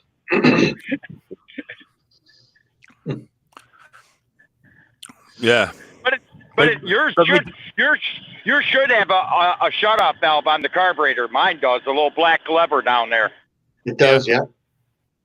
Oh, because you said in your video it didn't. I didn't know if you found it or not. Oh, no, later on that video was a total brain fart, to be honest with you. I'm glad it's not just me that has them. You should send me the other week, Bruce. I had that this car right up. In fact, this is the good one. When I cleaned it, I found you see in the video. There's actually a hole in the carburetor. There's a hole where it's pitted. But I took the float out, which is a hollow brass float in these. They're not plastic; they're brass. In fact, this is a plastic one. But in the original, it's a brass one. And I was sat there with my GoPro on, right, looking all professional, right, trying to, and I'm trying to get this float out of the float chamber, right? And I put the screwdriver straight right through up your fingernail. Oh, through the float. It was probably Straight toasted. through the Like you got an oil filter with a screwdriver, you know. I tell you. I've got a question there from Toby. Toby has asked a question about a compression testing kit for all different types of engines. That's the one I've got, Toby. There's my one. That's the one I use. You can get lots of different brands. They're very, very cheap on eBay or on Amazonian. And if you get the right one, it comes with a plethora of different sizes. You see here? And lots of them too. Yeah, lots of them. Yeah. So generally it's 14 mil, but you get lots of different sizes and what have you. So that's the one I use. I think I got it off of Amazon, and I think it's around about 15, 20 nigger, somewhere in there, mate. But you can get them in America, you can get them in any country. If you get the variable one, then that will fit anything, mate, pretty much. So that's what I Mick, use. does yours have the Schrader valve at the end of the adapter? Because it does make a difference on the read.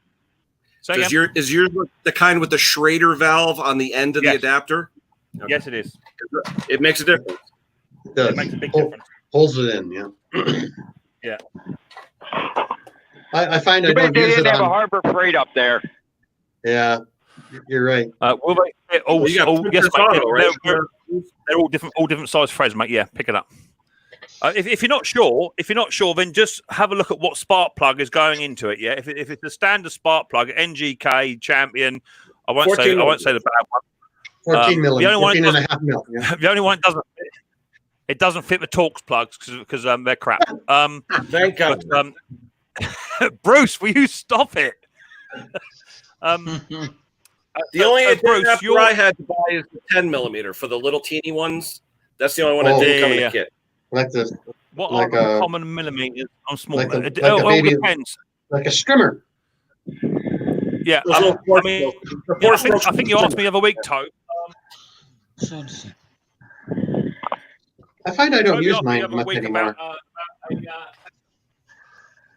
No, I don't use mine a lot either. It's just now and again.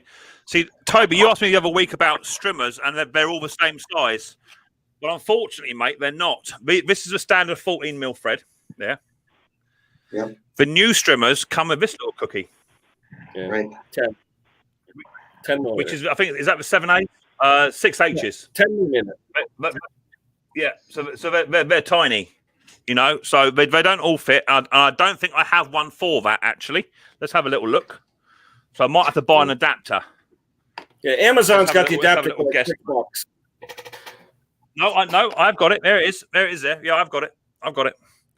So, that should cover you for pretty much everything that you need, I would say. But so have a look at the spark plugs that you're commonly using. And then go for that kit, and that should get you out of pickle, mate. Back in a minute. No problem. I should Mick, miss you. what's good about East that Coast kit, too, Mick? The hose that's in that kit, Mick, I use that hose that screws in because it's got the quick connect on the side. I use that too for doing like leak downs too. Right. You know, you could use it for doing leak downs. Yeah, it does that as well. It does that as well. What is a common MM for small 14 mil 10s? What's this here? The Zephyr didn't last 25,000 miles. I put it back dual mass last year. Drives perfect now, like the day it was bought. Nearly 10 years old. Cool. Is it just it's just rattling, vibrating, or has it gone wrong? Okay, you're chatting about his van. Cool. So Bruce, your parcel has been delivered. It was delivered last week, so that should be with you in about a week and a half. I dare say, given the current climate of how things are. And then I shall probably order your thing off of your Amazon wish list next week. So hopefully they come together. But I do have something else winging its way to you as soon as it gets to me. But it's been delayed by about 2 months. Boy, stuff's taking a long time, mate. Like I used to complain about crazy. regular Amazon taking 3 weeks. Well, now Amazon Prime is taking 3 weeks. Yeah, at the moment, it's just absolutely bonkers at the moment. But you got 2 or 3 bits coming your way. But it'll be. I'll put a note on it so you'll understand it. But it's coming there. And Jason, was it Jason Oliver? He won the grass scraper and a carburetor cleaning set. That's been posted. And Ridgeware, your stuff's been posted too. I think you actually got yours already. So I think I'm up to date-ish. I think.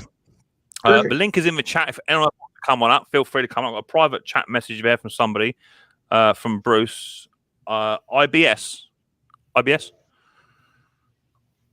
that, Bruce? Pounds. I don't know. Oh, that was back.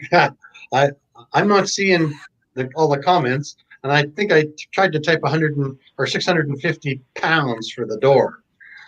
Oh, okay. That was back on the door thing. Oh, okay. That was yesterday. That was yesterday. I'm you're keeping eye cool.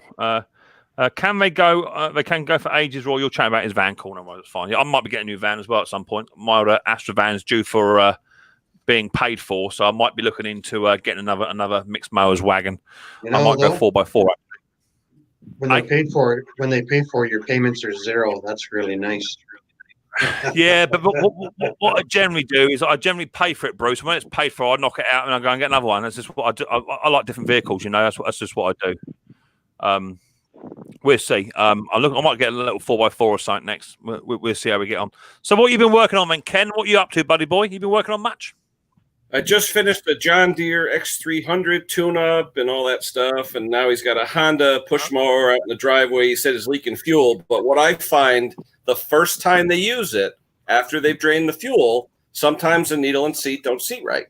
Right. So I tell them, shake it around a little bit, whatever. So I took it home, not leaking for me. So it must have been that first go-around when the fuel just goes in after the season. So that's all. Seems okay. It had the dual blade, the dual V blades. I got a project I did. I got a project I didn't want to mention because it's a 3-month job.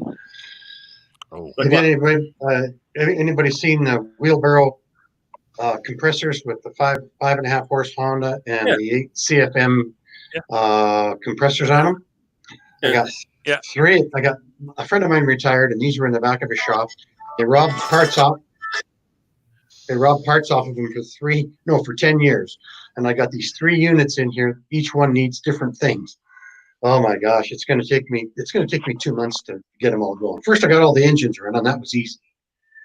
And but now I'm working on all the compressor stuff, the pneumatics. There's a pneumatic that kicks the motor down back to idle. There's a pneumatic that kicks it up to 3,000 RPM. There's another one that senses the line. There's another one that drains it when it's overfilled. And oh my gosh! So I'm doing these 3. And they're going to be in the background. You're going to see them back there for all my videos all summer long because it's been quite a project. They're worth about $2,000 a piece. Eh? They're Jennies. Jenny. Don't you find though, Bruce? It is actually quite nice to have a little project on the go as well. Despite the fact you might be videoing them, it's actually quite nice. I just need the time. I'm videoing. The problem with it, I've already got about 70 little video clips all scattered all over Hellsap Acre, and I don't know how to put them into a conclusive, viewable format. Oh gosh! Well, this old Ransom Marquis that I'm doing up, that's going to be about 6, maybe 8 videos by the time it all comes out because I did the first video today, which is when I first got it in. And when I put all the clips up, it come to about 1 hour and 20 minutes long, just with everything, without me even doing anything to it, just literally in its raw state. And I've knocked it all back. And in fact, 20 minutes of it is when Mrs. P came with my lunch, and we had lunch together, or she brought some lunch down, and we were chatting in the shed. I left a camera running, so I lost 20 minutes there straight away. So I think I got it down to about 40 minutes now, which is doable for the first video. But I'm breaking it right down to even the fuel tap, which is original, solid brass fuel tap. It need to have a new. Is a fuel tap? There it is. There's one of the original taps to it. Which, funnily enough, the fella who sold me the other tank, he left the fuel tap on it. Oh. And they're about 25 to 30 pounds a piece. They sell for. And I had to just buy some corks to put new corks in. So I got those. So I've done a video on how to do that because not everyone knows how to do those. So I've done a video on how to recork them. I've done a video on carburetor cleaning because that is a very different very different carburetor indeed, despite the fact I beat it up first time round. Just trying to explain. I'm with Jason. Just trying to explain how the restore is going on it because so many people. I belong to a few different clubs on social websites, and they're all saying, Mick, did you video the restore? How does this come apart? How does that do that? How do you do this? Because there's so many videos on these lawnmowers of cold start, first fire up in 2 years. Will it start? There's loads of those. But there's no videos on how do you take the cylinder out because no one's actually videoed it. So hopefully I can help a few people out with their questions on how to strip one of these down. But it's been an absolute passion, a labour of love to work on this because it is just a million miles away from your cheap Chinese wannabe Hondas and your standard cable fixes. And you know, it's much like these compressors. Beautiful. Look at Jason. He's doing the old jar trick with the ultrasonic, so you don't waste the solvent. My God, has he actually got a carburetor cleaner? I just thought he used a bucket out in the driveway. Hey, it's Rando Macho Savage. Look, the old wrestler. Look, here he is. Let's get ready to rumble. I know he looks like the junkyard dog or something. Look at him. Yeah, JYT. Yeah. JYD. So you're all talking about dual mash flywheels. I think Roy's dual mash flywheels gone out of Burton by the looks of it. So Bruce, didn't you have I'm sure we might even have this conversation. You had about three generators a little while ago, didn't you? You bought was it a job lot you come across or something? You had 3 generators to do or two big yellow generators.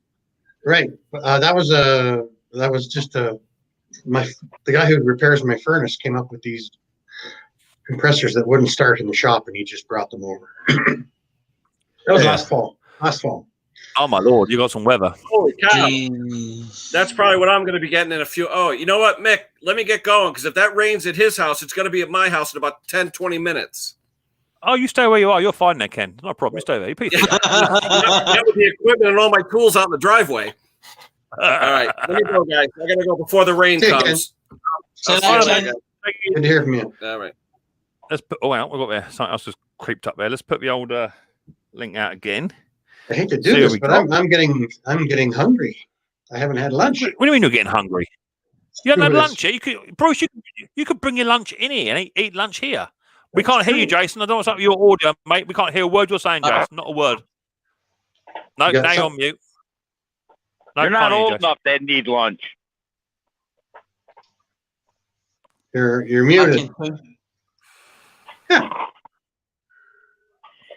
What time is it over there now, Bruce? Right, Western Canada, 1:19. Lunchtime. PM. Yeah, oh, lovely. Oh, that ain't too bad for you, is it, actually? It's only me and Mr. Briggs up here. What are you having for your lunch, then? Something nice? I have no idea. I was going to go be nice to Mrs. P and see what she could come up with. You were going to go creeping, weren't you? Yeah. Yeah, good luck. Of course, without getting into trouble. I'll be right back. Don't take me down. Don't take me down. I'll be right back. Or if you want to take me down, go ahead. I'll drop you down. The shortest Tecumseh how-to video online is what you just type in how to do a quick clean on Tecumseh carburetor. It shows Mick's Mowers throwing his carburetor over his shoulder and putting a replacement on. There you go. I had a fella come to me yesterday.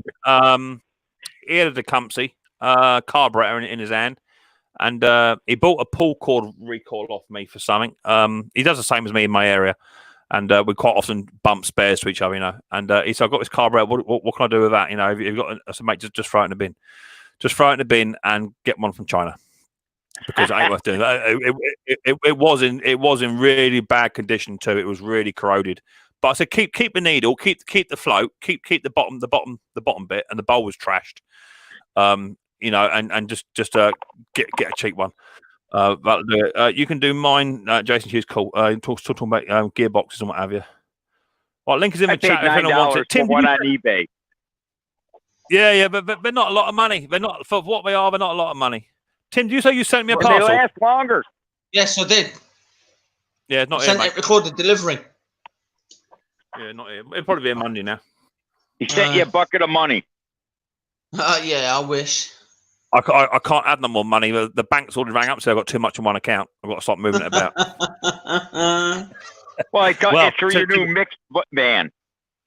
To be fair, it would have been for my new front door for 3.5K. Oh, Bruce is back. Give us a thumbs up. You ready to go back up, Bruce? You ready? Yeah, he's ready. He's got his lunch. Good lad. Cool. But you got a bad hand, Bruce. Oh, yeah. Mind your fingers now. Mind your fingers. What was that about? You must be really kind to Mrs. Peace. You made that sandwich quick fast. I had to do the modern survival thing. Peanut butter and jam sandwich. Peanut butter and jam sandwich.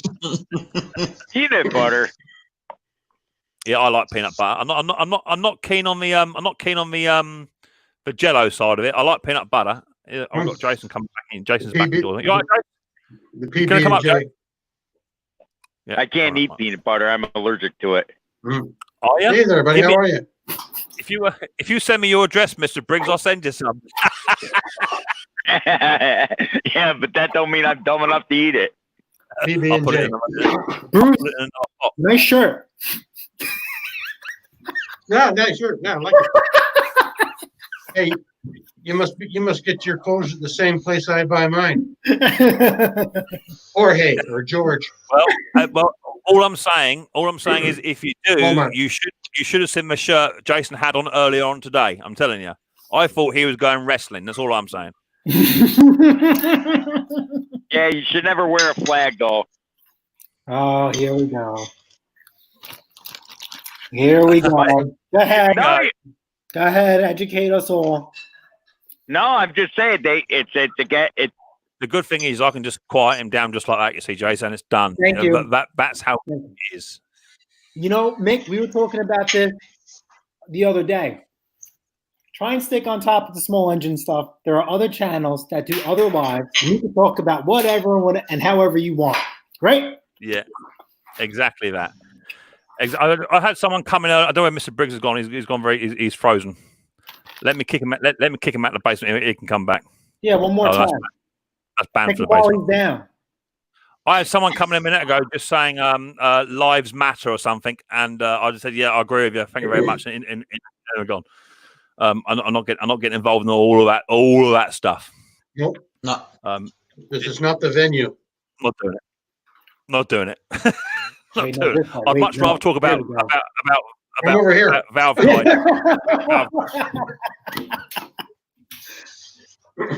I'm all messed up. So what we were talking about before, Mick, remember you telling me that, throttle back a little bit, the whole nine? So I ended up getting a new camera, and the new camera didn't come with the lens. Praise the Lord, he got a new camera. Is your audio any better? Hallelujah. You can now hear the from a party. But the problem is the camera didn't come with the lens. That was separate. No. We don't want to talk about that. Nope. To be fair, if we got to spend the next 6 months of not watching you but only hearing you, then just put all your videos together and we're on a winner. Yeah. So I'm telling you, your last video. I'm gonna be honest. Okay, your last video, I didn't watch it all. That's fine. Only because I started and I thought, mate, really, I can't hear a chuffing word you're saying. And we've discussed it already at detail and at length. And I'm so pleased that you have now gone up a step and tried to improve your picture quality, number one, which is good. It's always good to improve that. Yeah. But more importantly, your audio. And Mr. Briggs may not agree with me, but Henry at Mowers and Blowers, he has done a fantastic job. With that little mic that he's got, it's not the best bit of equipment by far. he could have much more expensive equipment to improve that. But by having that little tiny stick down by the side of his cheek there, it's improved his audio tenfold. You know, the best audio out there, believe it or not. Yeah. He could be far away, and you could still hear him. Yeah, Martin Butler's got the same. Well, Martin Butler's got one, which I'm going to get for mine. Eventually, it is quite pricey, I must admit, and I haven't got the funds to quite do it just yet. But for you, and I've always said this, so I've never made no bones about it. Yep. For you to improve your channel, you've got to improve your audio. Got to improve it. And Bruce, I said the same to Bruce. The amount of times Bruce goes off and he works on something, and it's a good 3.5 minutes before he realizes we're actually staring at his backside, or at a worktop bench somewhere, and it's actually nowhere near where we're supposed to be looking. You know what happens is I get so involved in the trouble, I forget the camera's on, and I just start fixing it. Yep.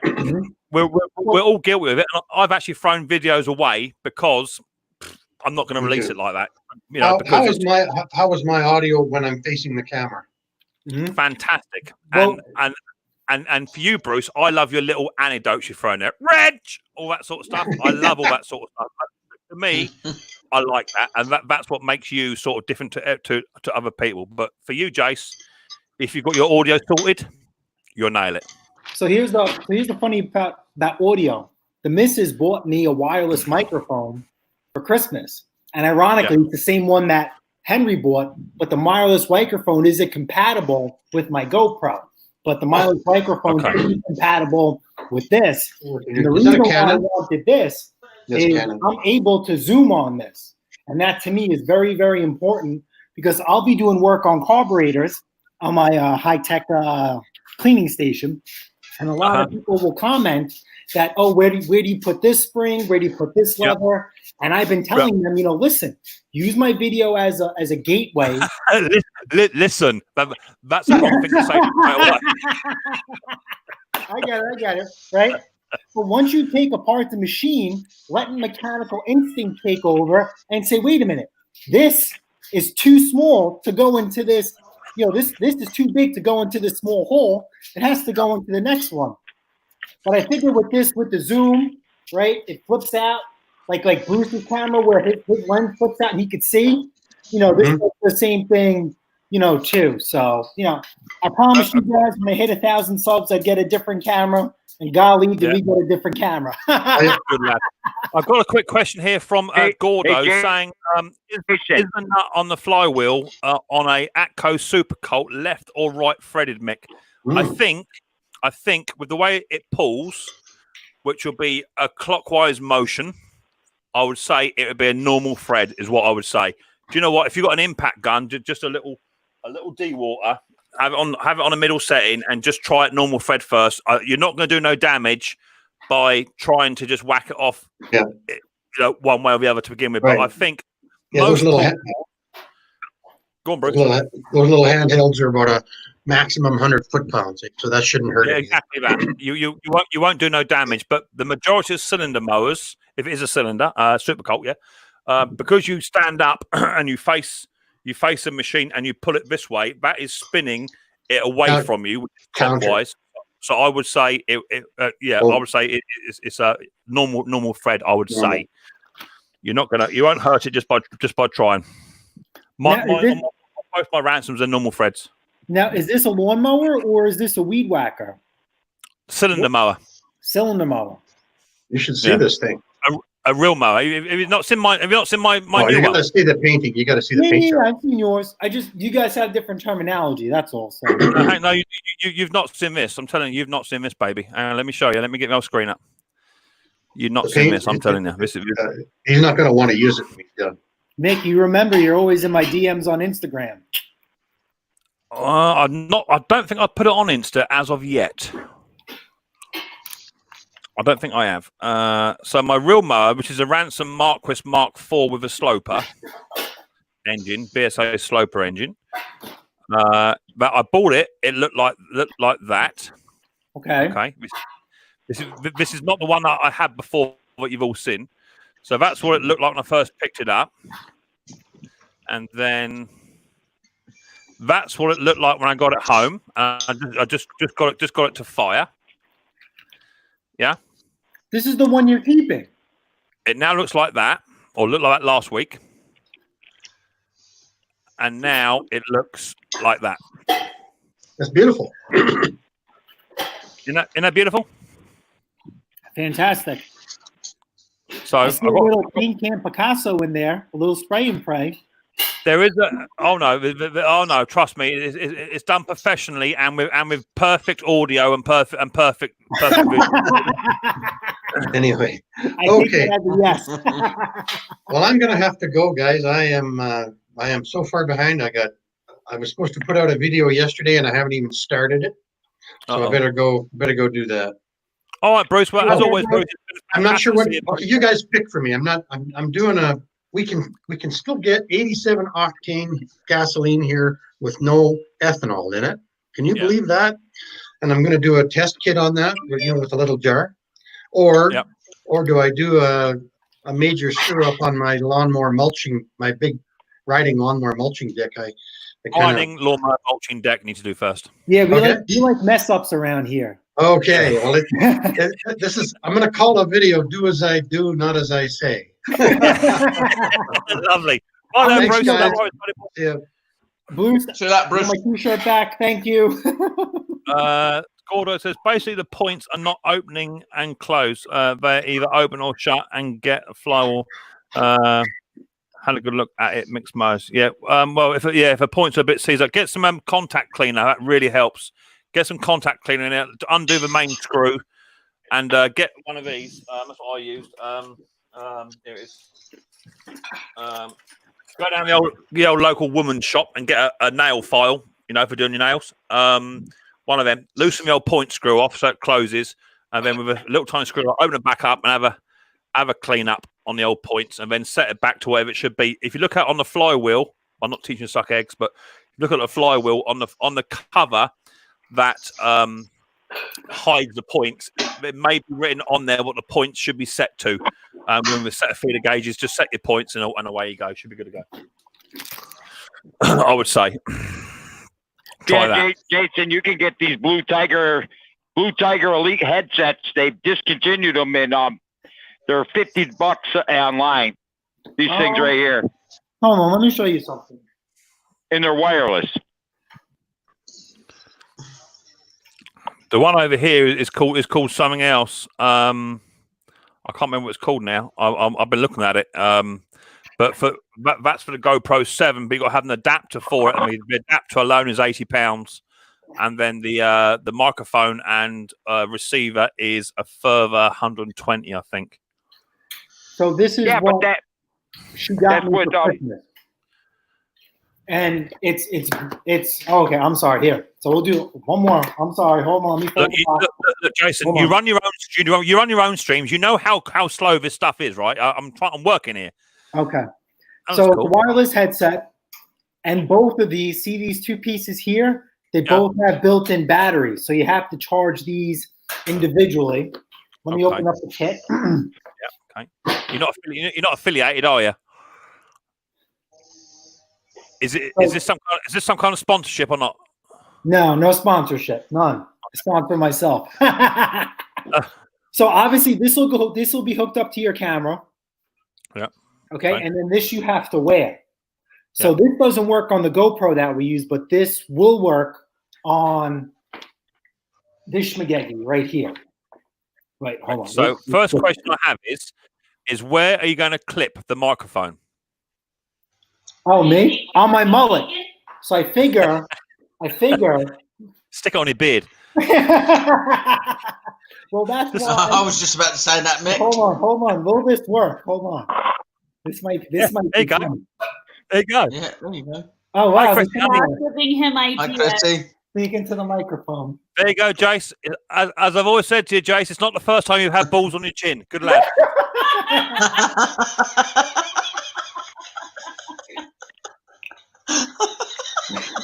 Look at it.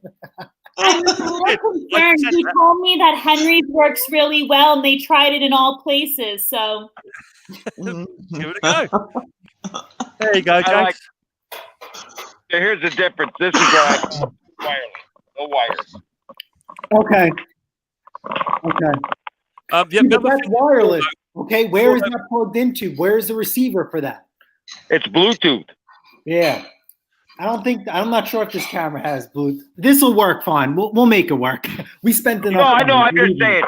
These are 50. This is $50. It holds the charge for 34 hours. You can use it on your phone, which I do. You can play music. $30. How much? Like $30, I think. Do you remember how much you paid for this? It was a Christmas gift. I think it was around $30. Oh, I know. But this plays music too. Yeah, no, whatever works. Hey, listen, we're talking, so someone might like what I'm showing, and maybe I might like what you have. It's all I have to use it first. I know. At the end of the day, also, what we got to bear in mind is, and I think you already understand, Jace, is that a 30-minute video may take you an hour and a half to make. You got that right, golly. Yeah. So, for me, the device that you've got is good. But that has to have a decent battery life to run an entire video. If it ain't got it to run an entire video, then you need 2 sets. Yeah, absolutely. With my GoPro, I have 5 batteries. Yeah, I've just bought some new batteries from Wuhan. They're copies. They're down here. Hang on, find them amongst all my trash and treasure. Here we are. I got these for my GoPro 7. They're called Probablys. There we are. Little charger. Comes with 3 batteries. Yep. They're copies, and 20 quid I pay for that, which They I thought was good. Fine. Believe me, they work just fine. But each battery lasts about 45 minutes. Perfect. Which for me is absolutely on the money. What I was doing beforehand was I actually had my GoPro on a power bank, which would do the job, but then the power bank has to then charge for a further 8 hours. And if I'm doing 3 videos in a day, so I've got enough time to sit out the shed and do some editing time, I ain't got enough time to do it. Well, because of hold on. The camera that he has over. It's a full day of shooting, up to 1,500 shots. And he's got a double grip battery pack. We upgraded him, so he's really got 2,800 shots. That's pictures though. We need no. That's what we're working off of here. So it's 1,300 shots with a 24p video programming, so he can technically go up to 7 hours of straight shooting. Fantastic. That's what you need. Yeah, it's got like a gun grip to it. It's got like a gun grip to it that you can have the double battery pack to it.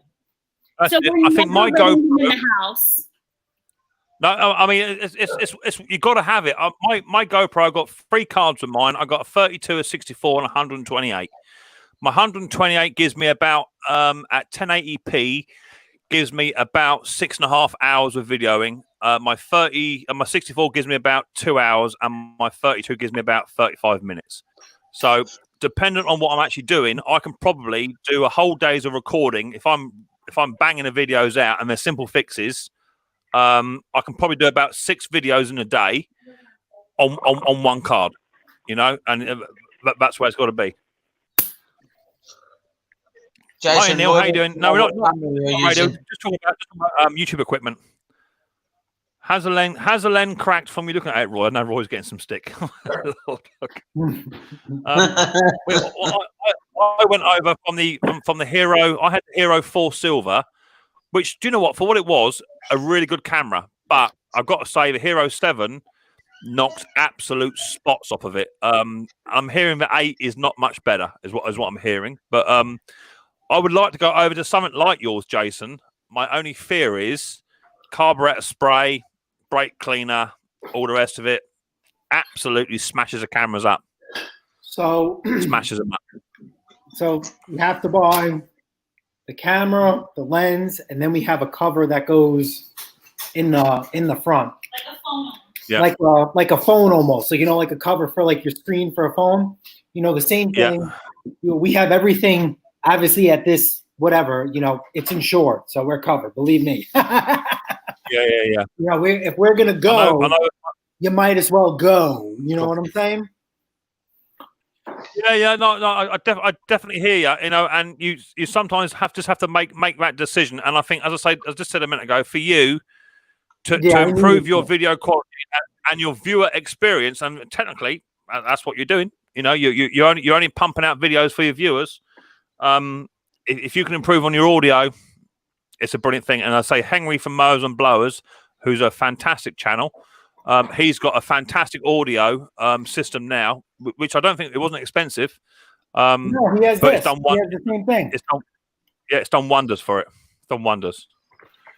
This is what I'll hold this up one more time for you guys. Let me take this out of the box. This is what he's using, and you want to see something funny.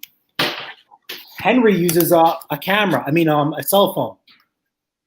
He records on a cell phone, but this is what Henry uses, and this is what I'm going to be using soon.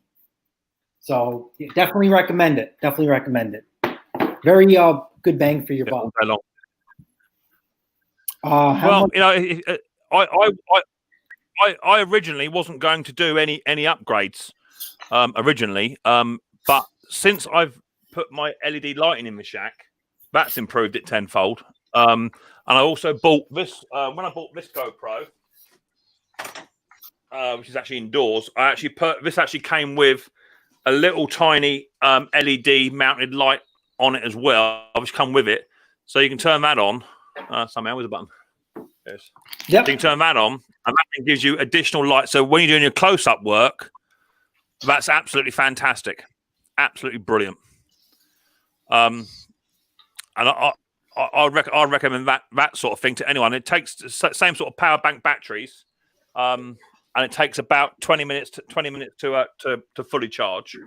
But when you're doing the up close stuff, absolutely brilliant, absolutely fantastic. Yeah, I needed close-ups, and I needed audio.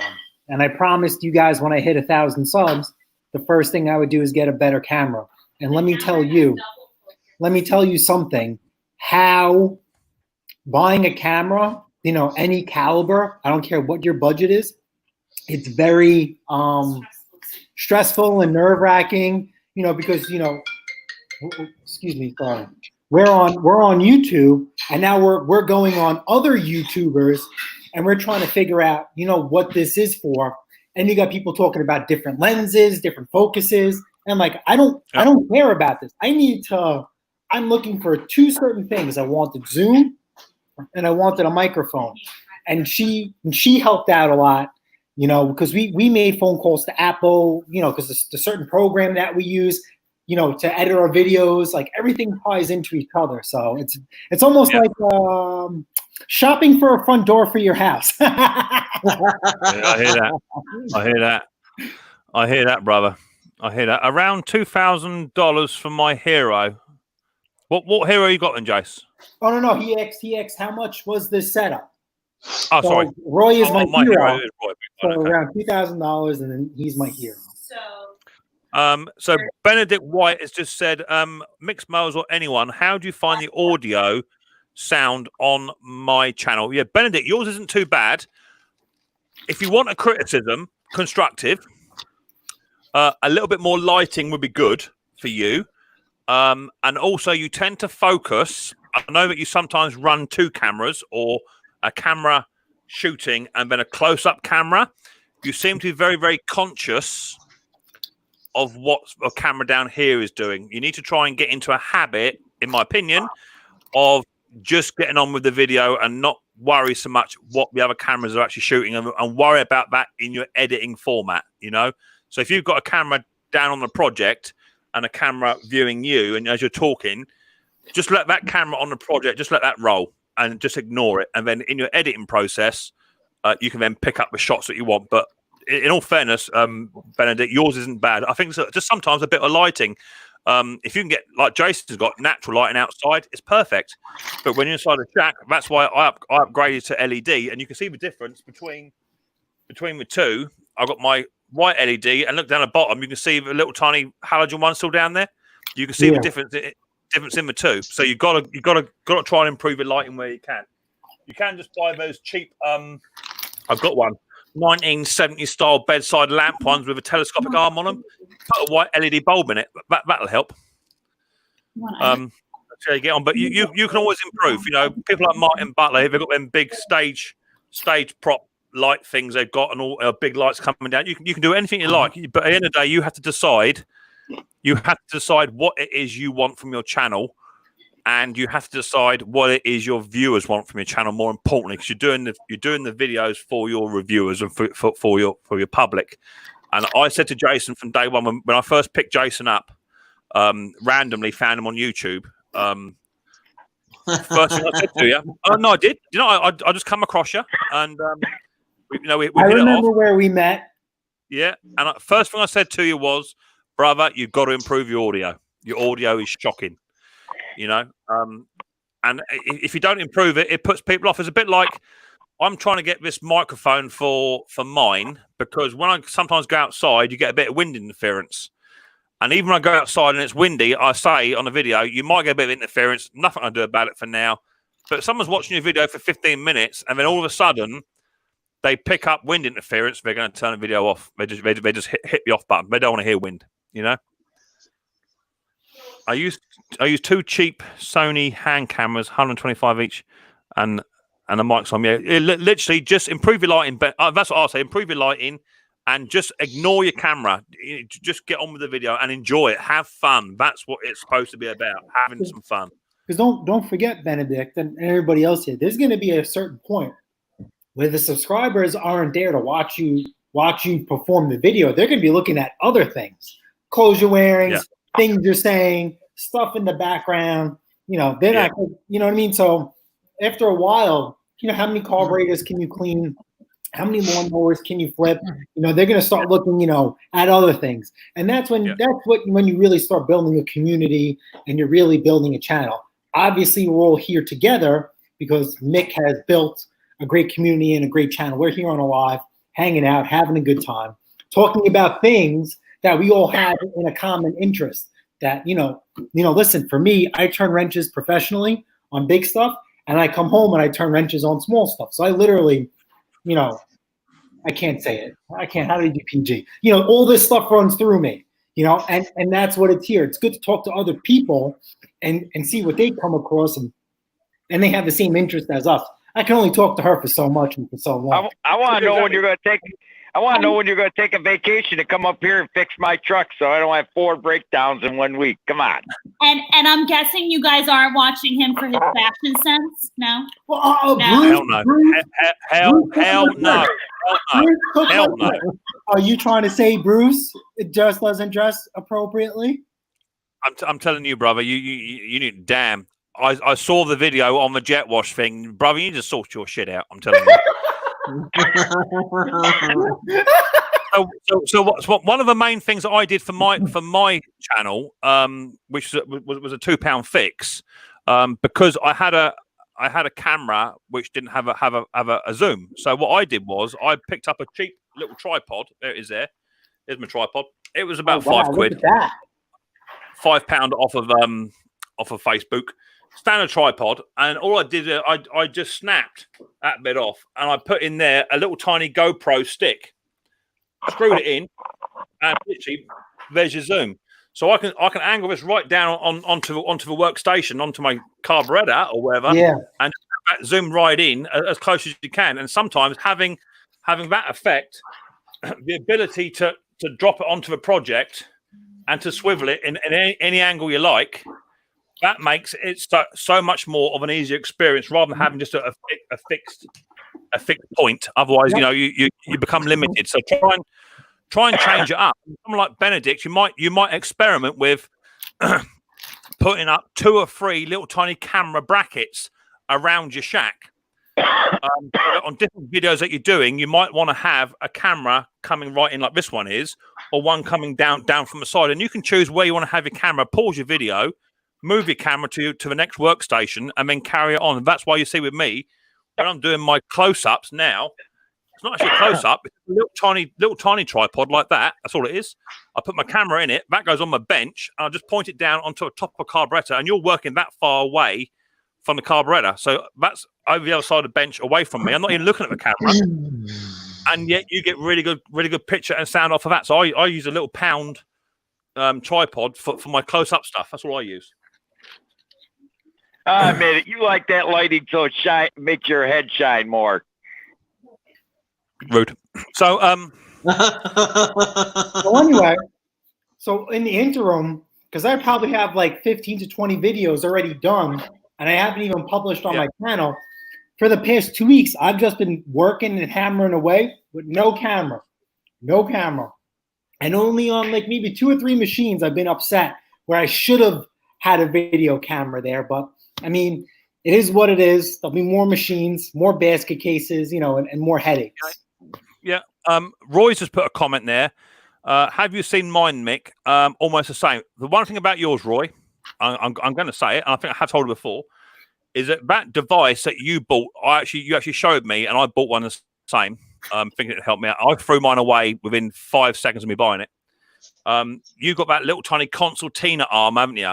And the only thing is, if you knock it, we're all going on a boat ride. We're all going to go on the same boat, and we're all doing this, trying to watch the TV. So if I was you, Roy, it's constructive. Don't take it as negative.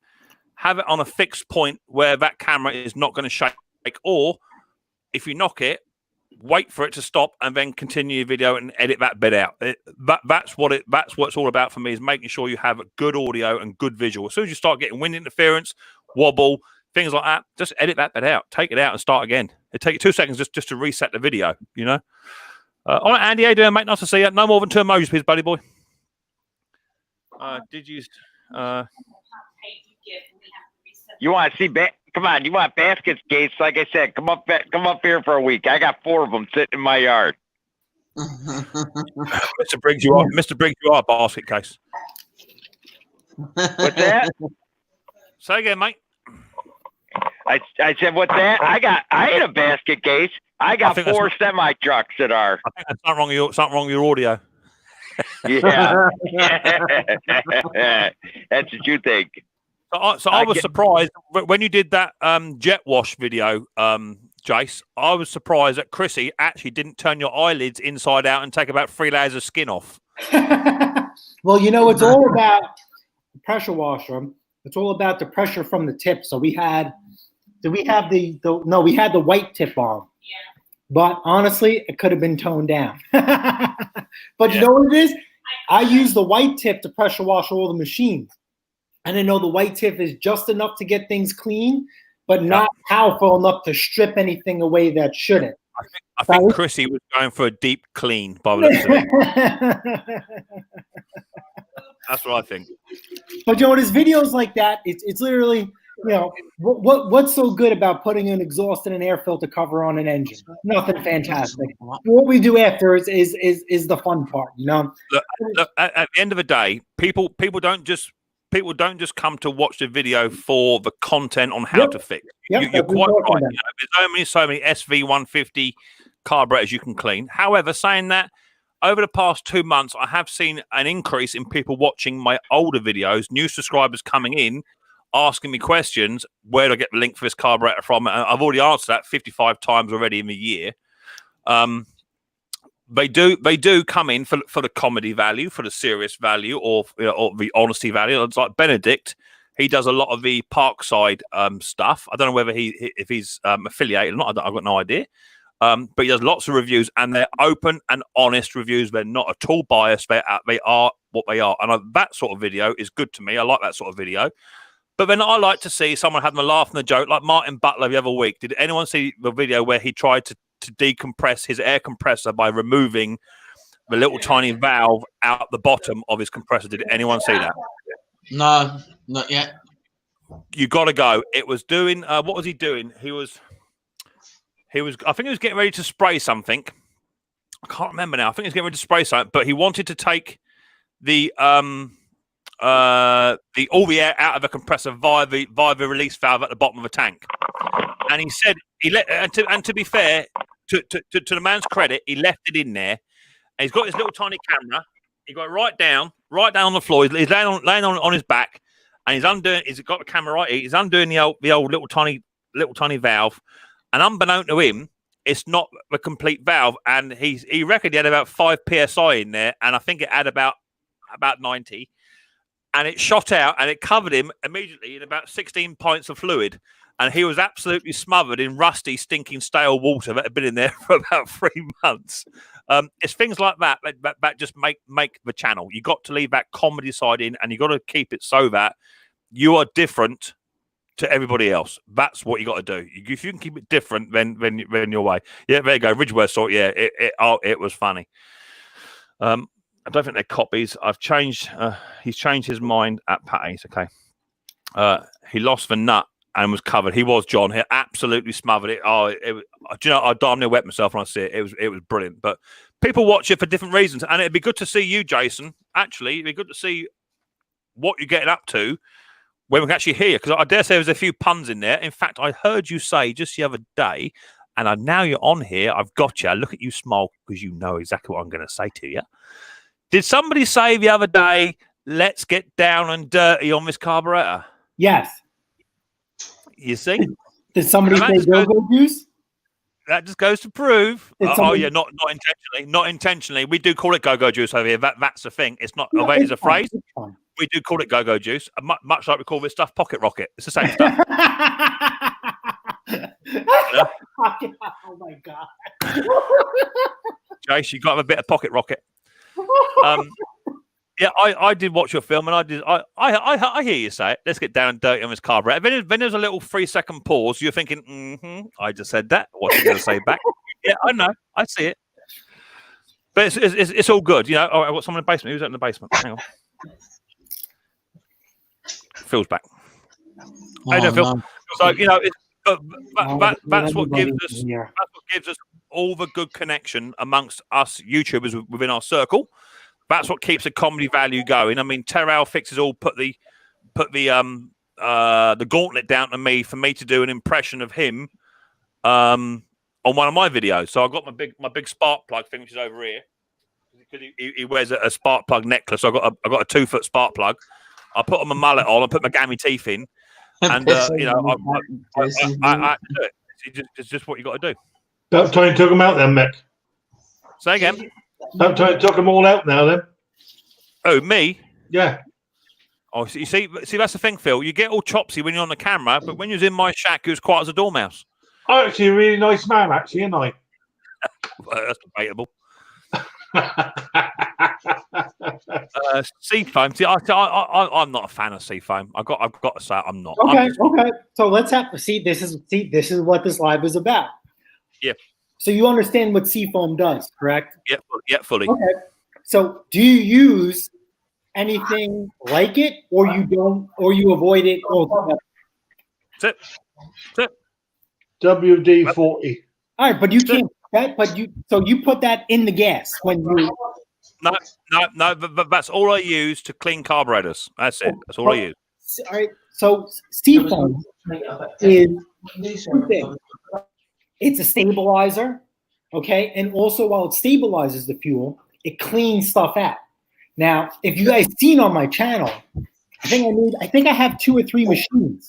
Mick, I'm off. I'll see you next week. Yeah, where I fix them, and I didn't use any tools. Bye, Tonka.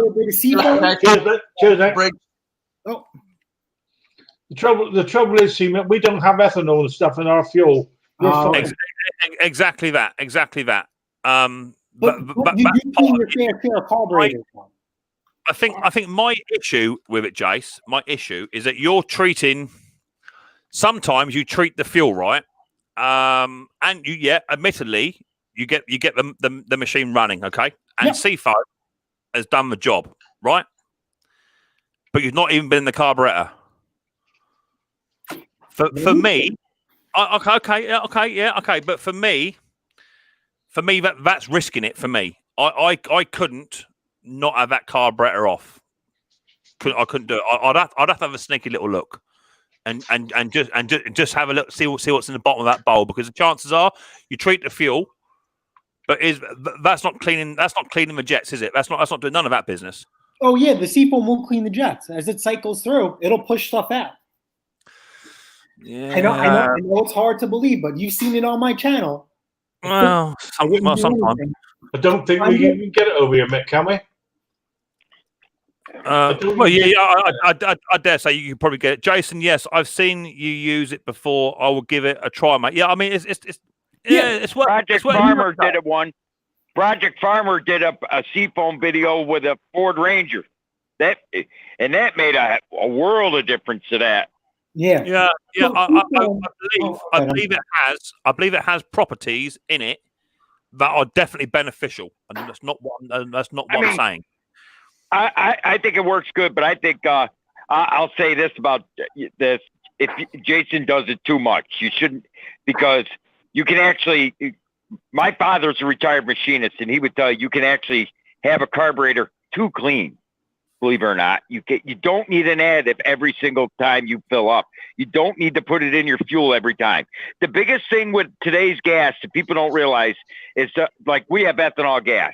The biggest thing you have to do before you fill anything up when you have ethanol gas is shake that can up before you fill.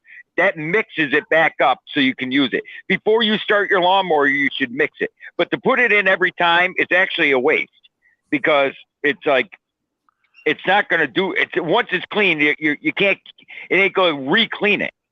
Yeah. My concern is, and it's what John has just said, and that's the road I'm going down for me. I'm not saying it's not got properties in it that are beneficial. That's not what I'm saying. It does obviously do some benefit, okay? And that is obvious. I've seen that. That is obvious, okay? But for me, if you have a carburetor or if you have a lawnmower that's been sat, and predominantly lots of the lawnmowers that we pick up, they've been sat for a while. If you put it in the tank, give it a bit of a shake up, whatever, and run it through, yes, that may clean some of the stuff out going through the fuel system, okay?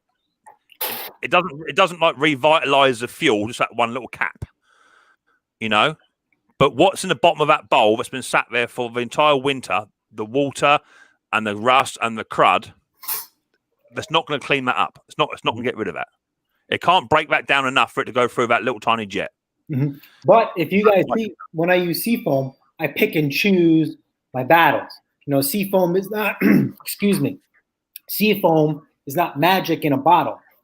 You know, like you guys seen that generator video. I opened up that gas tank. I'm like, yeah, Seafoam is not going to help this machine. And Seafoam has a couple of things in there, and it will break down certain things, and it'll pass it through the machine. Now, use Seafoam at your own leisure, at your own expense. Like I said, sometimes it works, sometimes it doesn't, right? Yeah. For poops and gibbles, I just put a little cap full. I get that. And almost like, you know, I spray and pray. Let's pull and pray. I'm not criticizing. Oh yeah, no. We're just talking. And I think, can we go back to, and I may be 110% incorrect. You did a video on I'm sure it was a Honda. It went away running, and it came back like a week later. Do you remember? It came back. Yeah. My first comeback of the year. What was the process? What was the process after it came back? What did you do different? So originally, I can't remember. I actually cleaned out that carburetor, okay, and then I was so frustrated because it then began to over rev, and I put it away, and I said, you know what? Another day, fresh mind. I just got done with work.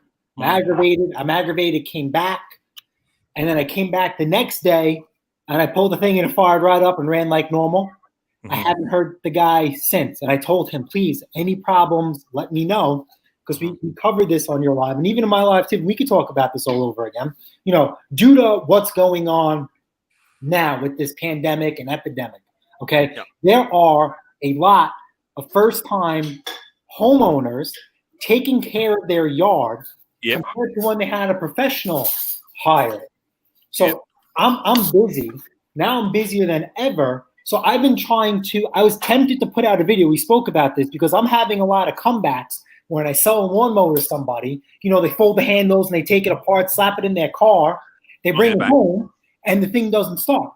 You know, so then they call me, and then they just kind of have to walk through it. I mean, you know, everybody's stressed out right now, without a doubt.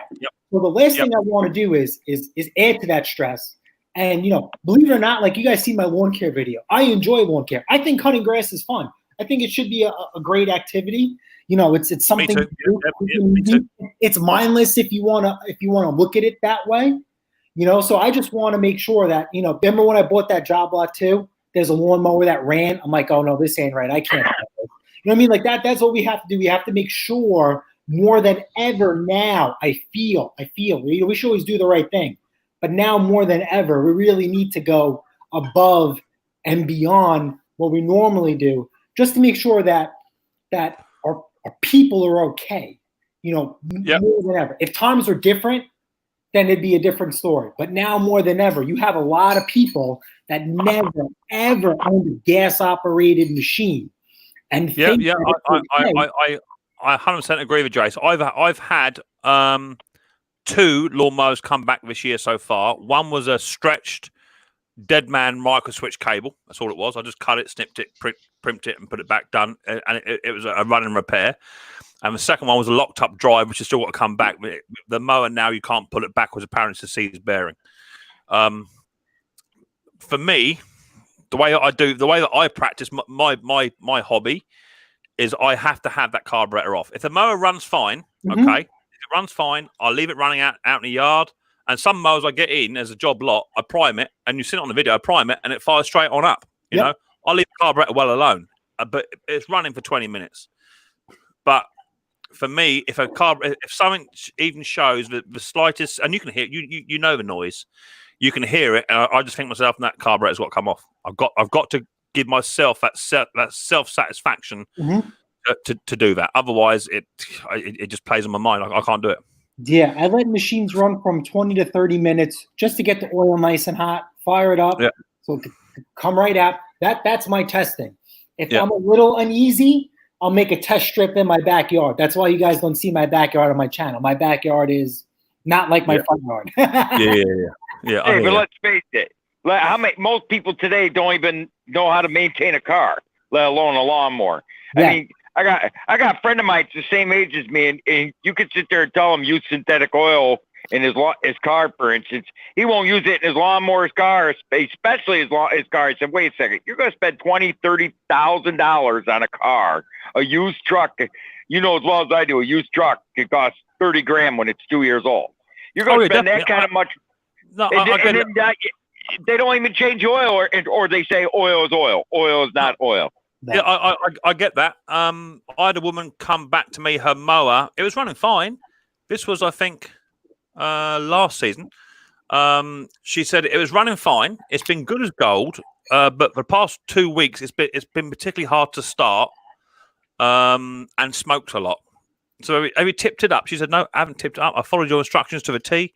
Every time I get it out of the shed, I fill it up with petrol and I fill it up with oil.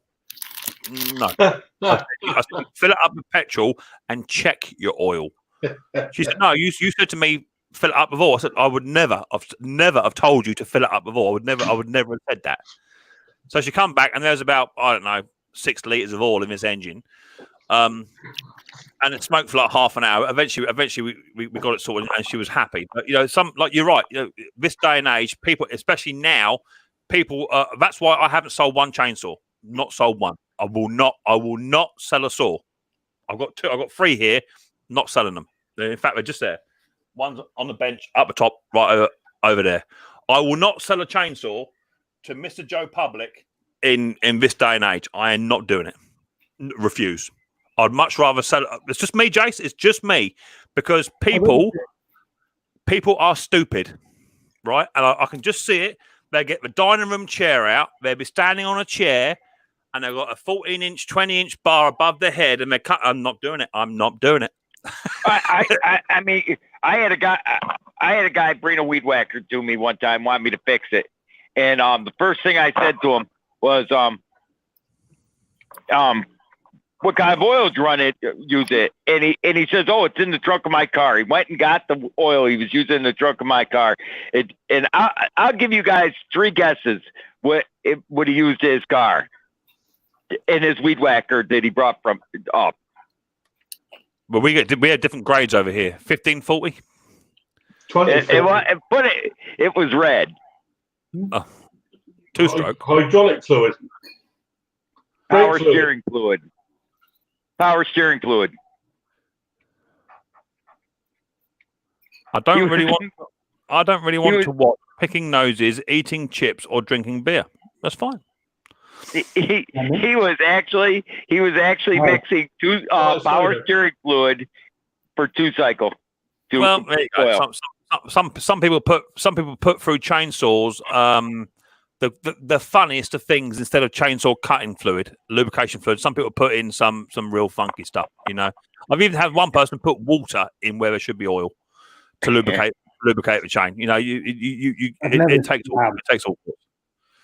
You know, I did that the other day, Mick.